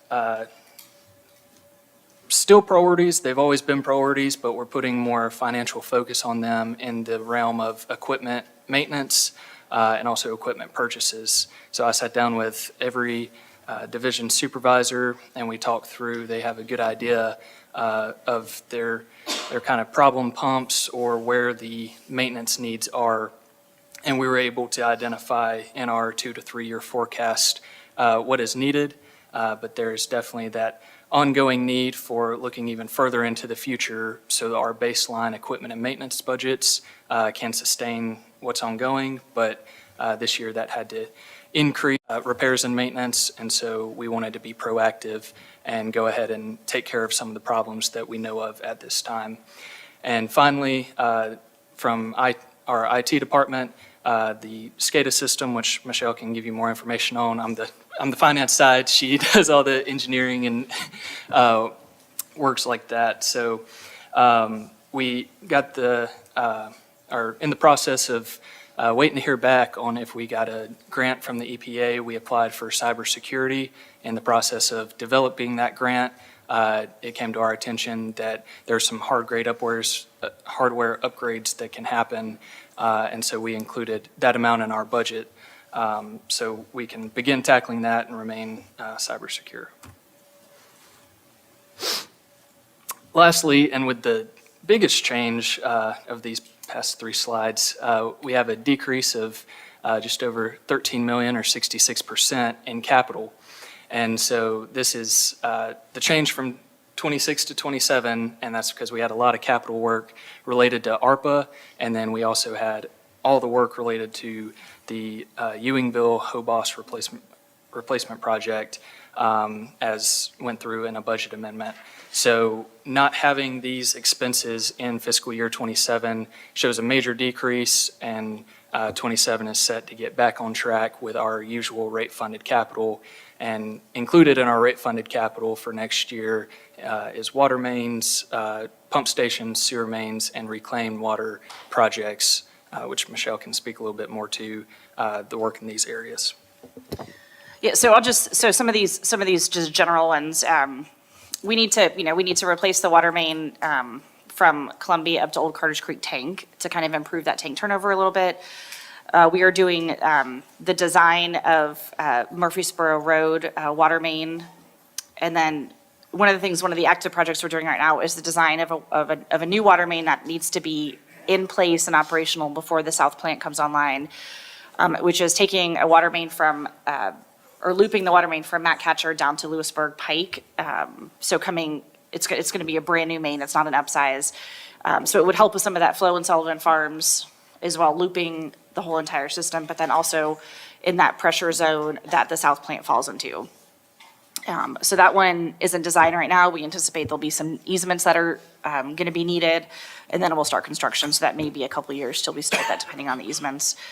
A handful of years ago, we designed the rehab for the Riverview and Carter's Creek pump stations. So these are old pump stations that are, we call them can pump stations, so they're essentially a can in the ground, and they are not safe and they are not fun to get in or operate. So we were trying to standardize around a typical, it's a submersible pump station essentially. We designed these, we put these off because we were focusing money towards some of our ARPA projects to kind of beef up that ARPA monies so we could, get as much done as possible. So we're gonna revisit those this next year. We have some small sewer main, I say Boyd Mill is a small sewer main project. It's doing a small realignment of a sewer main that makes a hard, 180-degree turn. And then McEwen, obviously, is the large McEwen project that we all know. We also need to, in anticipation for the Columbia Avenue widening, that's gonna have a reclaim line coming down it. So we're gonna loop the system from I think it's like Polk Place down to loop that into the Columbia to help the reclaim pressure system. So that'll be just a design, that'll be a small amount. So those are the main ones that we are kind of focusing, the stuff that needs to be online before the plant. We're starting to kind of feed in and get that going as we've got rate-funded capital available. And we ran out of room on the slide, but the improvements to the water treatment plant is, we're currently in this budget year doing design, and then next budget year we're setting up for construction of a new acid building, and that's just keeping chemicals separate. If you have any notes on that, because you know more about chemicals. So the chemical building is original to the 1950s plant, right? And RISC has come by, we've had, several, obviously, RISC visits from RISC, and we have several chemicals that are held together that are incompatible, and it's just because we don't have enough space, right? We don't have enough space that has containment and drains in case something were to happen. So this is really kind of we've changed the chemicals that we've used since 1950, right? So this is really updating the space to fit our current needs. There's a small, I'll give a spoiler alert, there's a small amendment on CIC next week that we'll talk about giving an amendment to one of that project, so we're kind of beefing up the design a little bit that we thought about afterwards with some drain lines and containment. So that's really all that is. That's in design, and then I think the construction is planned for next year.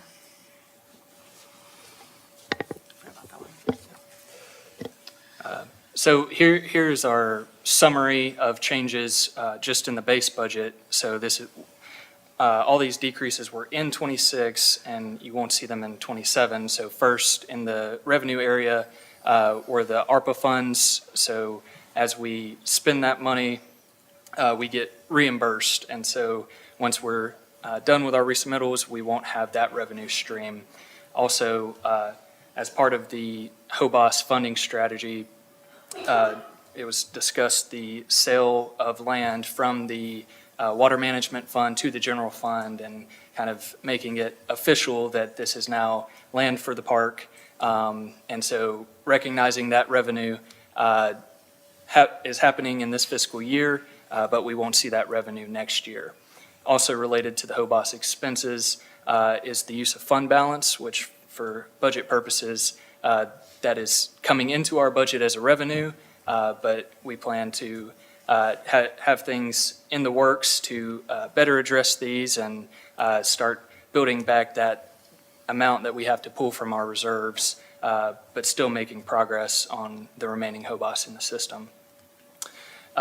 In capital expenses, staying on the HOBOS topic for a second, we have the amount that was there in this year's budget as amended to take care of the current HOBOS project, and so we don't plan on having that same expense and that amount next year.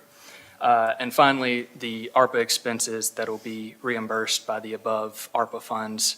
And so with the conclusion of ARPA projects, we won't have those expenses in the budget either.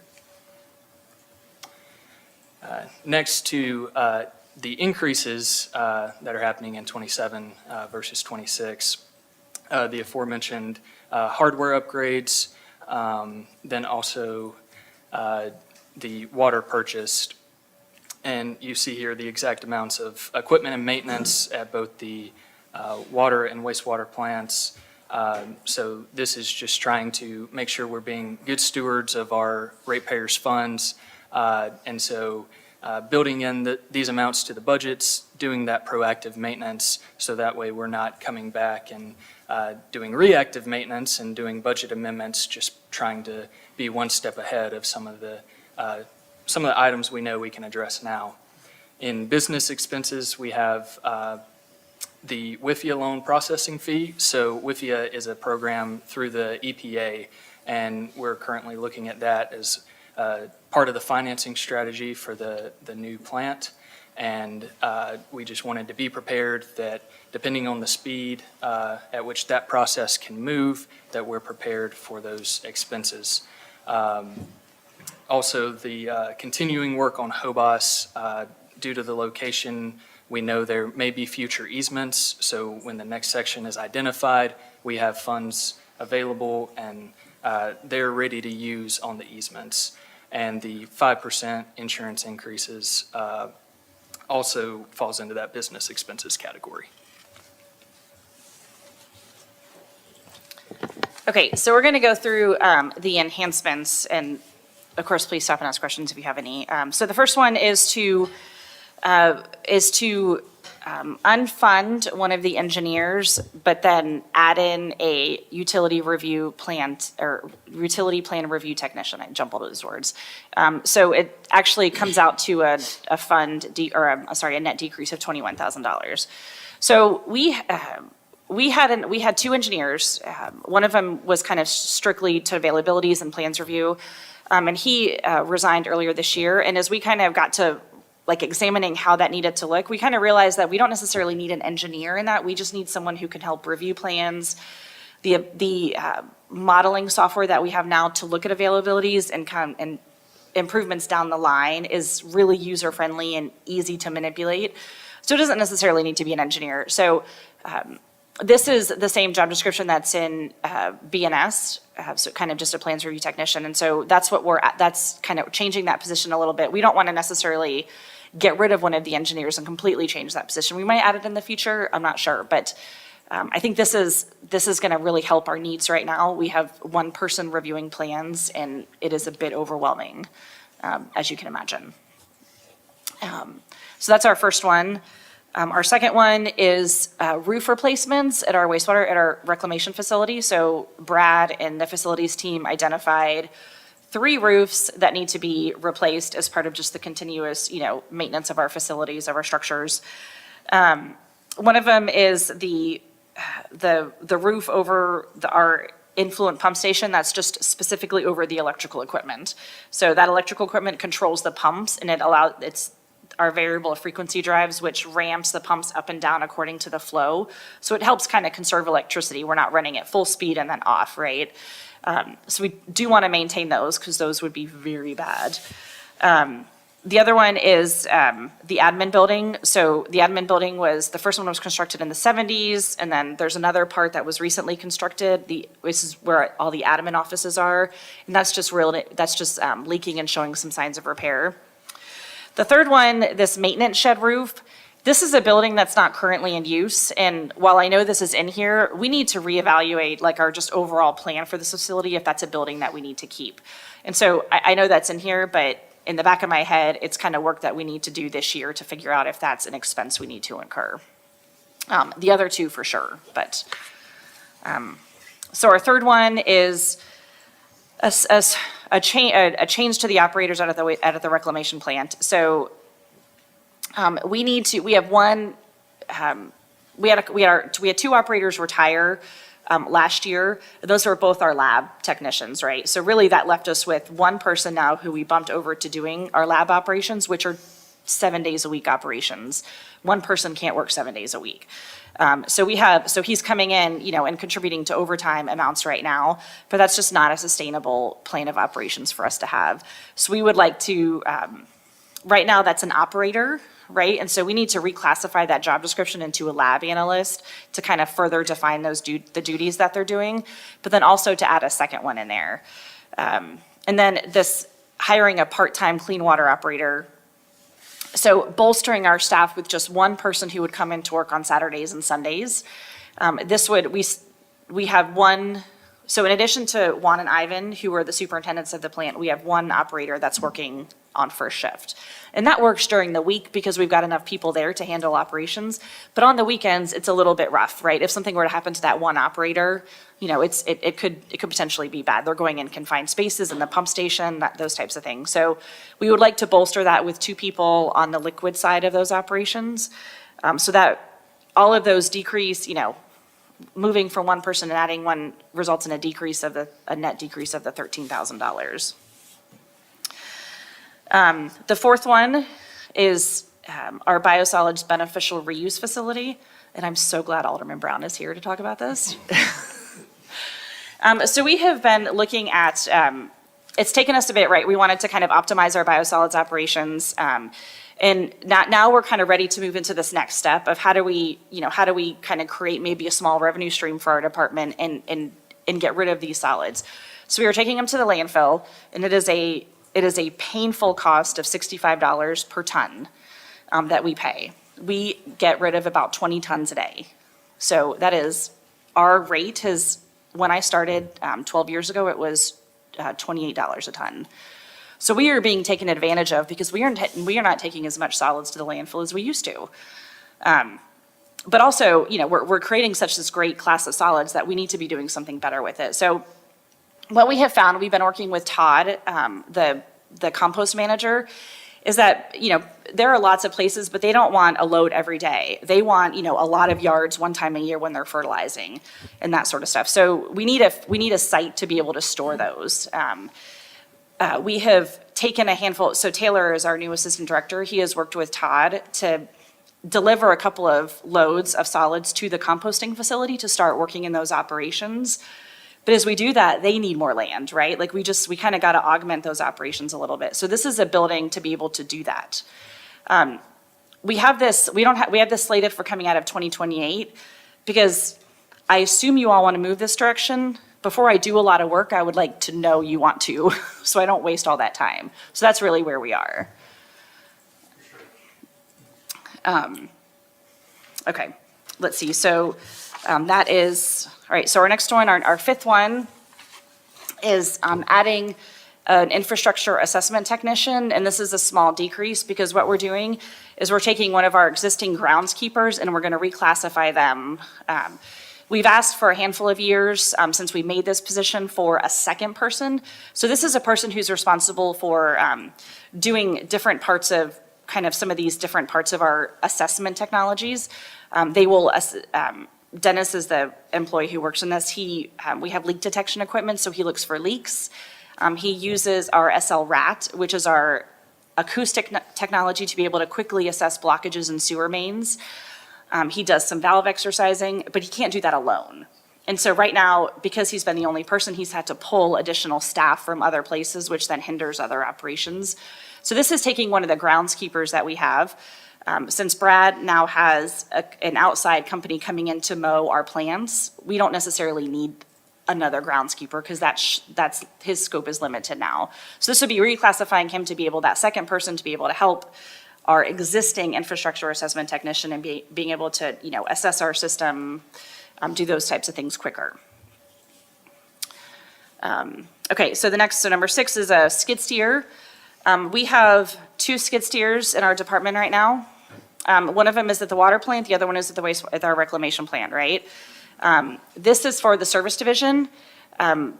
We don't have any for the service division to use. This one comes, we're looking at purchasing an attachment to be able to bush hog easements quickly, right? It's a bit safer, so we were using a tractor for that. A tractor, and if you can imagine bush hogging an easement that we do once a year, right? Leaves and trees and everything hitting people in the head. This is safer because it's an enclosed cab. But also we would use this for other service division activities. We're gonna get to, the next enhancement is another Mini X, the mini excavator, right? We have 3 mini excavators in our fleet right now. We have 6 crews. So we use all of our heavy equipment to help with our jobs to do them quicker. Oftentimes what we do is we will have a dump truck dump rock, right, in a street because that helps us backfill quicker. We need something other than shovels to help put that into a trench, right? It's just we're not, because the other 2 skid steers are at different facilities, we need something to be able to use to augment our crews, the work that we do. All right, the next one we have is a dump truck. We have 4 dump trucks. We have 6 working crews. So we don't have enough for every crew to be able to be doing work, like to be doing construction work, right? So, as you know what we do a lot of service repair. We do a lot of installing clean outs, helping people unclog drains. We have, sometimes like Google Fiber or things that are boring through utilities, we got to be able to fix them. And so, but if those other mini X's and dump trucks are being used in other places, then we've got to reallocate resources, and it just becomes hard. So we have the current dump trucks that we have, 2 of them right now are a 2006 and a 2011, right? So this would be replacing one of those, adding, with a brand new one. Our next one is the Mini X. This is what I talked about, right? So we have 3 right now for 6 crews. Right, this is not enough to do the work that we do. This is Dylan took this picture at the Murfreesboro main break that we had during the ice storm. Right, we had 2 of them right there because that road, that pavement is it's like 3 feet thick. We had a hard time cutting through that. We intend to gov deal one of the backhoes that we have, which would still leave us with 2 backhoes if we were to get this Mini X. So we would offset some of that cost a little bit. Let's see, the next one we've got is a customer portal.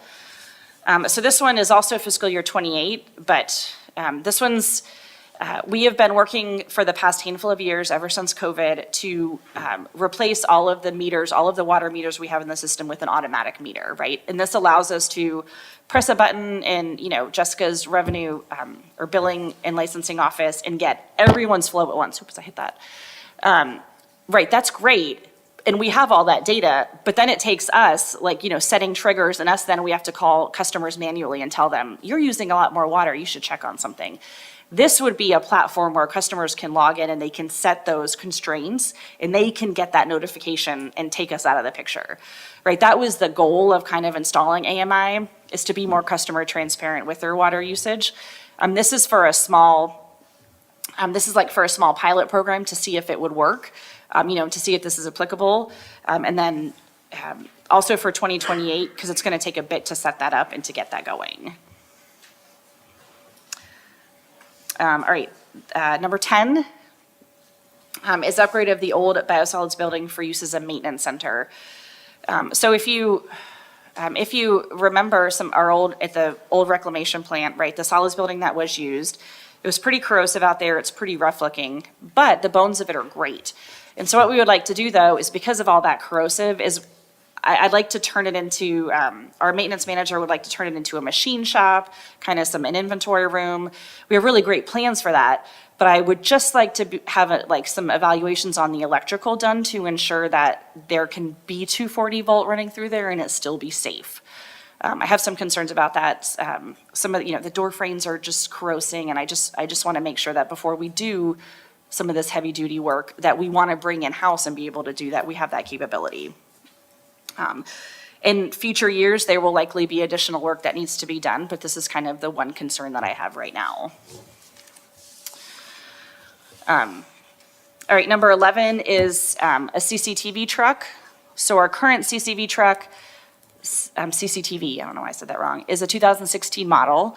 So it's got some years on it. You know, it's about 10 years. It's got several thousand hours of work, you know, from the computer and stuff. We've had to replace the computer a handful of times. We've had this in the budget for a couple of years. We're kind of watching some, Emily is, about how, you know, kind of we view all of the new infrastructure that's accepted into the city. That is a lot of infrastructure every day, in addition to the work that we, you know, are supposed to be just doing to maintain the system, right? So this truck is used a lot. It also is a pretty, the price has escalated quite a bit, and I would imagine it would take probably a year to get here also. So the last one is an AMI supervisor, and this one is for 2028 as well. So as I was talking about kind of the customer portal and how we have all those meters, right? We have 3 meter readers that, you know, probably need to be reclassified into being some sort of AMI meter tech, right? And we're not quite sure of how this program is going to look yet. It's still kind of in its infancy, but probably need someone to be able to manage all those and manage just the entire AMI system.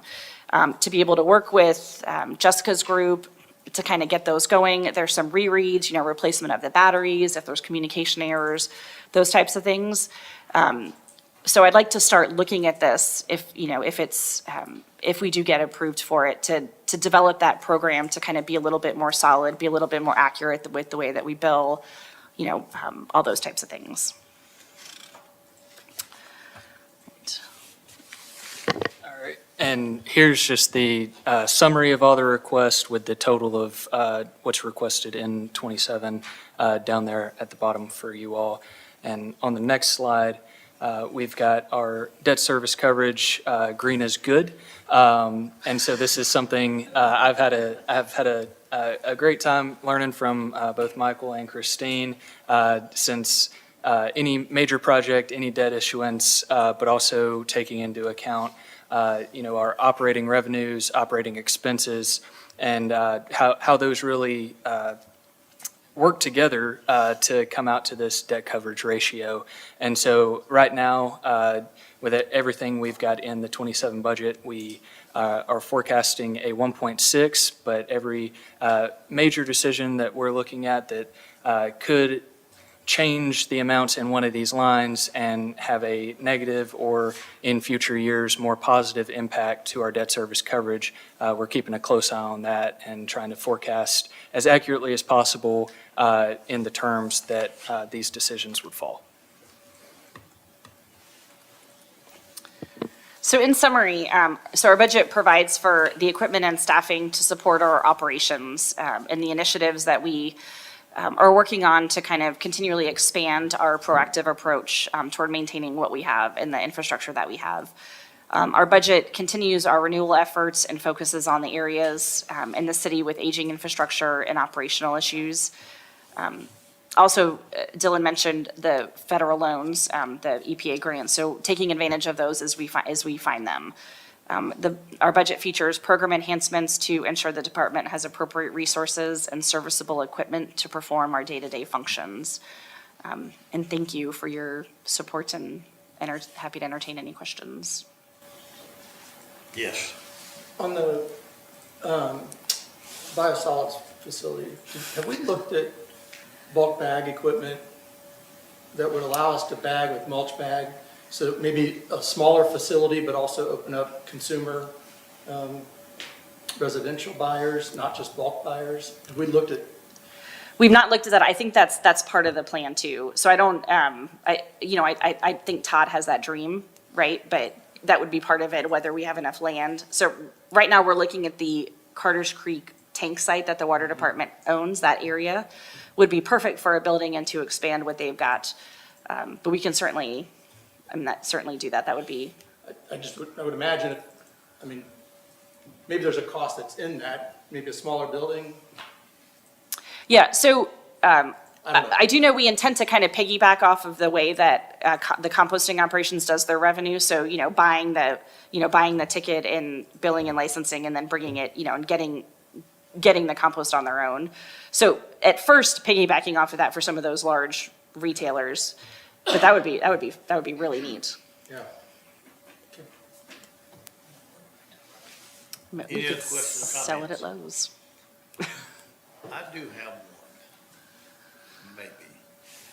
When we talked about the, I guess, homeless thing, that's the property that we're. Same site. So So that's you- for a future discussion.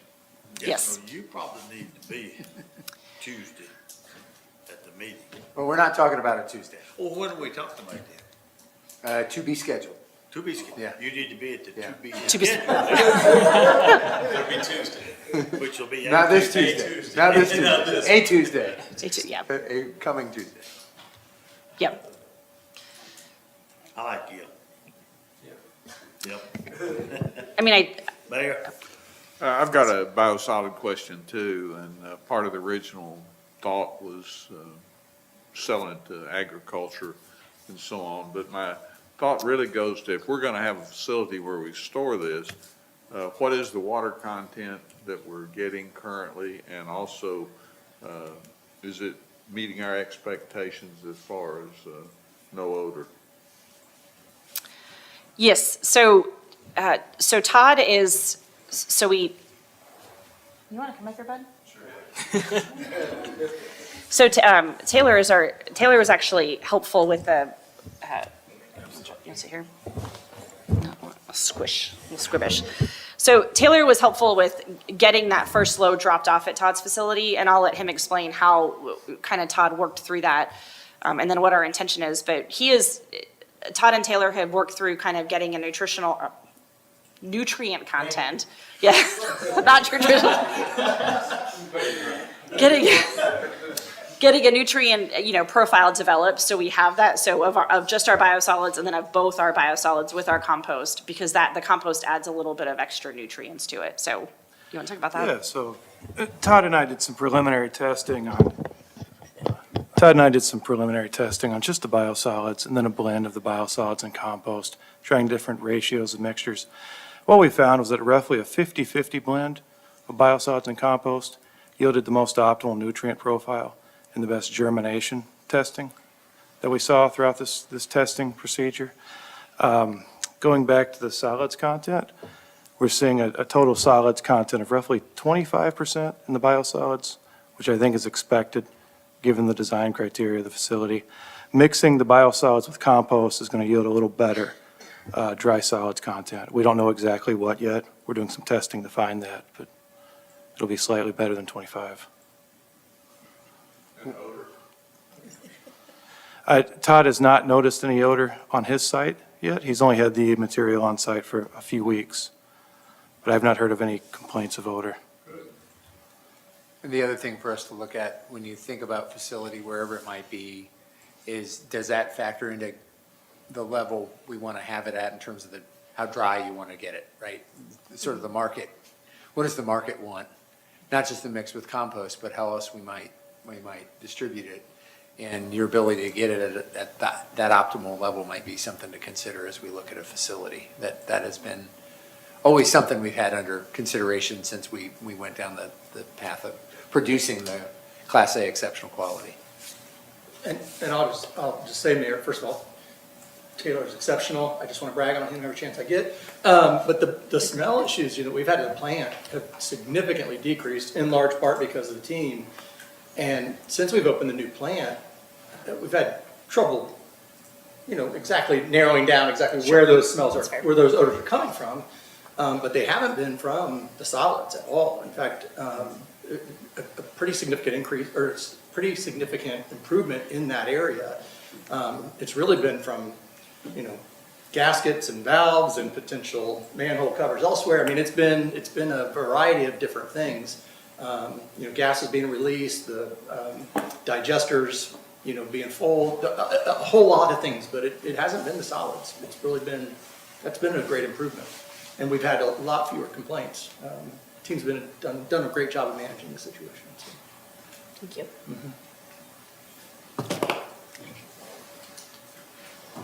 Any other questions or comments? If not, Mr. Hilty, is that, I believe that's all from Public Works, unless you want me to just tell you stories. summarize? Well, no, I appreciate everyone from the Public Works team to come up and present to you their proposed budgets. I will brag on them. They do a wonderful job in some harsh conditions sometimes. Yeah, it's a great group of professionals. I'm just excited to work with them all, so thank you. You know, I sit and think sometimes when we have water and sewer and enterprise fund, that the funding is quite a bit different from the ordinary streets department funding or public safety or whatever we've got. So I think that probably needs to be emphasized, that we're looking at something. And I was looking at that 3% increase in Harbor Valley was $157,000. So what, I didn't do the math, so what is the total purchase of water for a year from Harbor Valley then? Because I know we're supposed, do we still give them a estimate of what we're gonna purchase? Every year? Every year? We project out multiple years. It's a Okay. 5-year window. Updated every year. And I don't have that exact line of the budget in front of me, but it is in the 4 to 5 million range of water that we budget to purchase, but we never want to run out of money for water. So there is a contingency built in for environmental conditions that are outside of our control. If I may add, as we kind of march towards a clean water plant, we're looking to potentially augment raw water with the effluent, I'll say clean water from that plant. And that would greatly reduce the amount of water we would purchase from Harpeth Valley because we could treat more consistently throughout even drought conditions. So I just wanted to point that out. So that would be a huge win if we're able to get that. So just wanted to point that out. One last question, not significant. What's Harbor Valley's capacity? Do you know? That's a good question. A lot. I don't know the specific Well, I'm just capacity, saying but that all of the other water districts purchase from them, so it's significant. Yeah. Doesn't Harpeth Valley get it from the river, the Cumberland River? Yeah. Yes. All right, let's continue with item 3. Report from the State Comptroller's Office of Review of the City's FY 2025 Annual Comprehensive Financial Report. We are going to go back in time a little bit. We spent a couple of hours talking about fiscal '27, and we are now going to step back into talking about the fiscal '25 audited financial report. This was the report that Crossland, our external auditors, came to this committee back in December and presented their report to you. And then following the finalization of the audit, we have a number of filings that we do of that audited financial report. 3 of the ones that I will mention to you that I think are significant, we do file that with the State Comptroller's Office for their detailed review. We also file it with the Government Finance Officers Association. They're our professional organization that gives the awards for financial reporting. They do a very thorough review.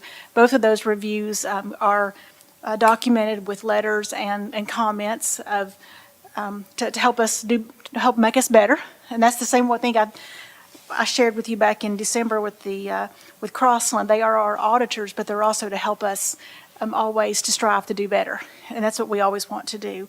We do also a filing that is related to all of our bond disclosures. We are required to file in a repository related to our publicly offered debt.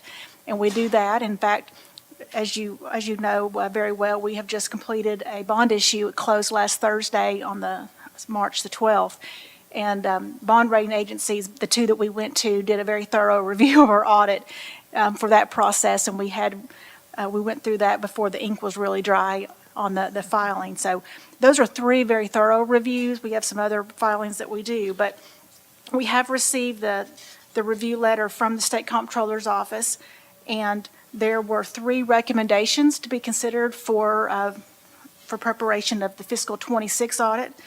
And when we sat down, sat down with Michael, who leads our budget team, sat down with Margaret, who leads our financial reporting team, and myself, and we went through these three recommendations very closely.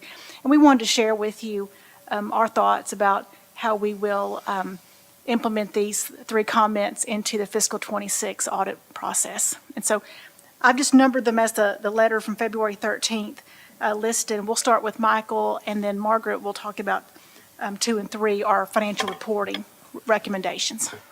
So the observation, the first one was regarding the road impact fee budget, and that was overspent by almost $400,000. As you know, it is the legal responsibility to spend only what you appropriate. What we determined was that we had underestimated the amount of total expenditure. We know how much is going to be spent during the year for debt service. We know how much, we have an estimate for how much is going to be spent in road impact offset agreements.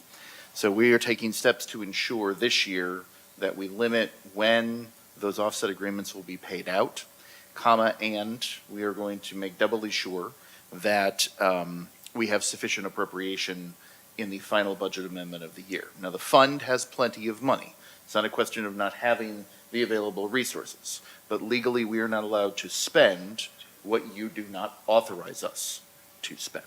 So if Greg hadn't given his approval, you just up the river. Remember that now. And I will share that road impact fee is one of probably the least predictable funds in the budget process, because as Michael was sharing, there's no people expenses. And so when you have general fund, for example, and you have personnel expenses, that is more, while you will have some vacancies here or there, it's more predictable. Road impact, once you get to this reimbursement, which is an expense, there does have to be an estimate when the budget's prepared, and then there has to be very close monitoring throughout the year, because those expenses are incurred when the city engineer determines that should be paid. So there is not probably a science, but it does have to be monitored very closely, and that's what Michael was sharing, that they're going to be watching it very closely. But it is one that's difficult to say that you know exactly at the start of a fiscal year what those reimbursements will be, because you really don't. So we're gearing up right now to do the final budget amendment for the year, the cleanup, and that will be a key focus to make sure we've provided adequate appropriation to cover those. We will do everything we can to not have that happen again as it did in this case. And what's been said is true. It's hard because they happen in chunks, and they are driven by things we can't always predict. But we can put some additional safeguards in place to do our very best to prevent it from happening again. Sufficient funds were there. It wasn't a shortage of funds. It was just the appropriation action. Yes. Since I voted for this, I figured I'd ask a question. But just help me understand the process, because it's not, as you said, Eric, it's not a fact of us not having the money and funding it. Would the solution or resolution to this be to decline rebating the money until the fiscal year turned? So we don't know when offset agreements are going to be initiated, right? Yeah, and when the work We enter will be completed, contracts, yeah. so we know. Or when the the payment is triggered. When the payment by is the triggered. completion of an Correct. improvement. When it will be finished An and when the acceptance ask of will an be there. improvement. Yeah. Because That it kind of depends thing. upon the progress of the development. Yeah. We have made the estimate annually for $3 million a year in appropriation for those offset agreements. In some years, we spend $30,000. Some years, we spend $700,000. Last year, we spent $3.4 million. Okay.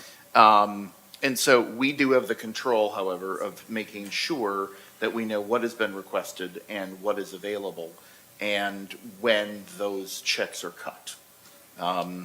It's also the question of being able to, at this point in time, go and see what we've spent year-to-date and how much we need to increase it. There's a contractual obligation we have to provide the resources back to the developer if the improvement has been made and accepted to our standards. I can see where that would get very sticky for a developer for us to say, hold on, like, right, let's wait 60 days. We'll get back to you in Yeah, July. yeah. And Alderman Caesar, we do operate under modified accrual, so we cannot hold, though, we See that. actually do have to pay expenses in the fiscal year in which, in this case, the city engineer certifies that they are done. So we are not cash basis, and we do have to provide modified accrual standards. So that's where this, just, Well, I guess the other question for me is, were we surprised at the finding, or did we kind of know going in that this? We had an idea going in. I will say that, you know, this was something that we made an estimate, and I own this. This was budget. We made an estimate for final expenses. The offsets were continued to be paid out, sort of that April, May timeframe as we were getting the amendment set. There was one final debt service payment which hit in June. Well, guess what? Before July. That had to, you know, you pay your debt. Yeah. It's always the balance of how much you're spending and how much you appropriate. Because again, like I said, the total amount of offset liability for the city is much greater than that $3 million annual expenditure, or annual appropriation, excuse me. But we try to balance it so that we don't lock up too much Sure. on an annual appropriation, because then your year-end financial statements, legally compliant, but you have a budget of 10 million and you only spend 4. Yeah. And that raises other questions. Yeah, I suppose is there the final question around this, because you guys are certainly more astute at this subject. It will not get easier to budget, right? We're gonna continue to be surprised by these as projects complete sooner than maybe we thought, or maybe later than we thought. Is there a cleanup protocol that you could have done, or we could have done in June, to balance this so that it didn't get caught by an audit, and now the challenge is that we have to have 3 readings completed by June 30th in order to have a budget amendment considered effective. And it has to get started by the 1st of May to get through that process. Now, something that we talked about together as a team was, as Michael said, we have sufficient fund balance in this. Road Impact has sufficient fund the balance. money's there, yeah. We could always ask for an appropriation that may even seem higher than what the city engineer projects. We will satisfy the requirement for appropriation, but of course, finance will only pay out what the city engineer signs off on. So that would make, that's one way to look at it. You could do an appropriation every year for the amount of outstanding contracts. Right. It would be way overshooting the mark. And you're not pulling it out of the And that general is not fund. normally our practice, Right. but this is a very limited fund. We pay some debt service and we pay on these agreements, essentially. So you could do that, and that would provide a safeguard at all times. You're way overshooting the mark in every year in terms of what you will need, but it eliminates the risk of timing and uncertainty that naturally comes with these expenditures. And I will say that the other thing that we spend out of this fund is direct support for capital projects. So, we are taking steps to mitigate the risk within the fund, because we are no longer servicing new general obligation bonds from this fund. We've shifted that so that all future expenditures are either the offset agreement repayments or direct support for capital projects. So by the time 2032 rolls around, the subsidy that goes to service that debt will be completed. And then we'll know only what the offset agreements, and then we can plan, of course, what capital needs are. I appreciate the additional context, yeah. What happens if you did not necessarily have that item on a regular scheduled meeting? What if you schedule a different time frame? We just have to schedule special meetings. We'd have to do all the public notice and all Okay. those, but we've done that with We've done that. occasional things that we've had to do with either an action or, remember us doing a bid award? Yeah. Right between Christmas and New Year's a few years ago because we had a really good bid that was about to expire. I think it was the bridge at Pearl Park. Yeah. That bridge contract was, the clock was ticking and we thought, that's a really good bid. Let's make sure we get it done. So we scheduled a special meeting. Yeah, that was one reading. So that was easier. But you got to back into how you do it and we got the notice requirements. So it does, it is pretty onerous from a process standpoint. Having the item on an audit is not necessarily the best thing to happen either. Are we through with, We do have, there were also 2 recommendations on the Okay. reporting, and Margaret will share her thoughts on that. For the reporting, the first one is they want us to update one of the notes in the capital assets. So I know not everybody carries their annual report with them, but in the annual report on page 62, we have a capital assets note. Currently, what they're talking about is the subscription-based information technology arrangements. So basically leases of software is the short version of that, Sabitas. We show it currently within our machinery and equipment line item. All we're going to do is pull that into its own line item for how much we've spent, how much depreciation is, and that's what they're looking for, so they can clearly see it separately. The second item talked about transfers. We currently have a note in our notes section that summarizes all the transfers. We're just going to add a schedule, a detailed schedule back at the supplementary information so they can clearly see $2 million came from road impact and moved to capital projects, so they can just clearly see, instead of a summary of it all, they can see it clearly from this fund to this fund. any questions? Monthly reports.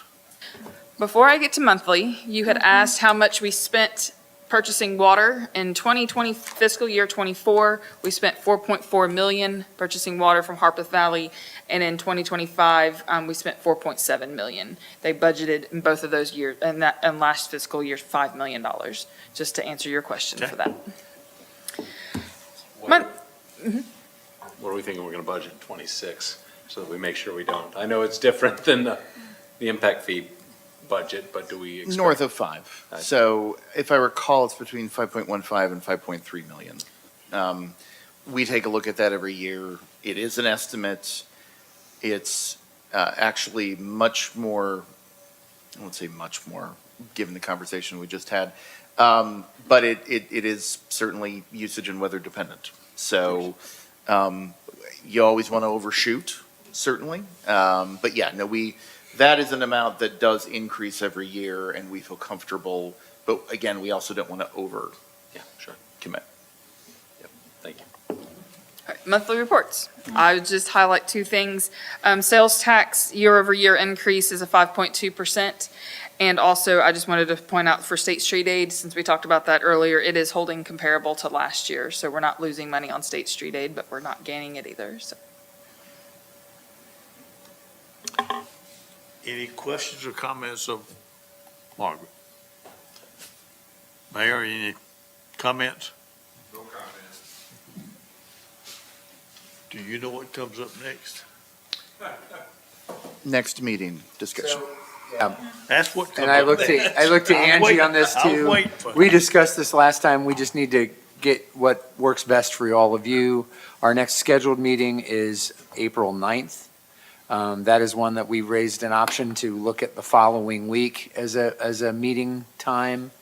If we do April 9th, I will need to attend it virtually. We talked through the technology, so Angie may be able to give us feedback there. And then I think the other 2 dates we had some consideration was, I think the 13th or the 13th or 15th in the following week. And I know those may not, that would be a fully in-person meeting if that works, but I know there's some considerations there too. So we'll do what works best for the committee members, and Angie may be able to give us what the 9th looks like. That's important to me because that's what I'm hearing back from you about some of the things that you've given us feedback on the program enhancement list. And so having a little give and take with you does actually help me in making my recommendation that will come to you in early May. So if it was a normal meeting, I wouldn't even ask you. But given that, the nature of that give and take and that discussion, I'm thinking about how to best facilitate that. So Angie, what would the 9th Angie, look like? I think I was the sticking point. Yeah. So before we go down this road, Okay. I can do the 13th. Does that work for everybody? I don't know if anybody, That's the Monday, correct? yes, it was Monday. And I don't know, did you say yes or no? I don't know. I've got some things that. What's that? It is a BOMA week that will give you back-to-back. Yeah. Yeah, but we're here. 13th would work for me if we needed to do the 15th, other than tax day and me probably being at 5 points, dropping off my taxes at 11:59. I'll be able to work that as well. So I think 13th would 13th, be okay? 13th. Okay, well then that keeps it simple and gives everybody a little more time to look at the PERs. Which, speaking about that, you all will be receiving an email from me tomorrow with the PERs. So all PERs that you have seen will be summarized, just like we've done in years past. You will have two options. Either A, you can fill out the Excel spreadsheet and look at the PDF as a guide, or if you wish to prefer to print off the first part of it and scan it and drop it off at City Hall or scan it back to me, more than happy to take it either way. The deadline for getting that back will be March 31st. Although, given the fact we've just done it to the 13th, we can extend that to April 3rd, the end of that next week. That gives us a few days to then process and then turn it around to post agendas and things. And then you'll be able to see the summaries just like you have. So you'd have it ready for us to look at? You'll be receiving this via an email tomorrow. Okay. Thank you. Any other items or comments to come before the committee? I'll entertain a motion to adjourn. Motion to adjourn. Proper motion second, is there a second? Second. All indicate by saying aye. Aye. Any objections to us adjourning?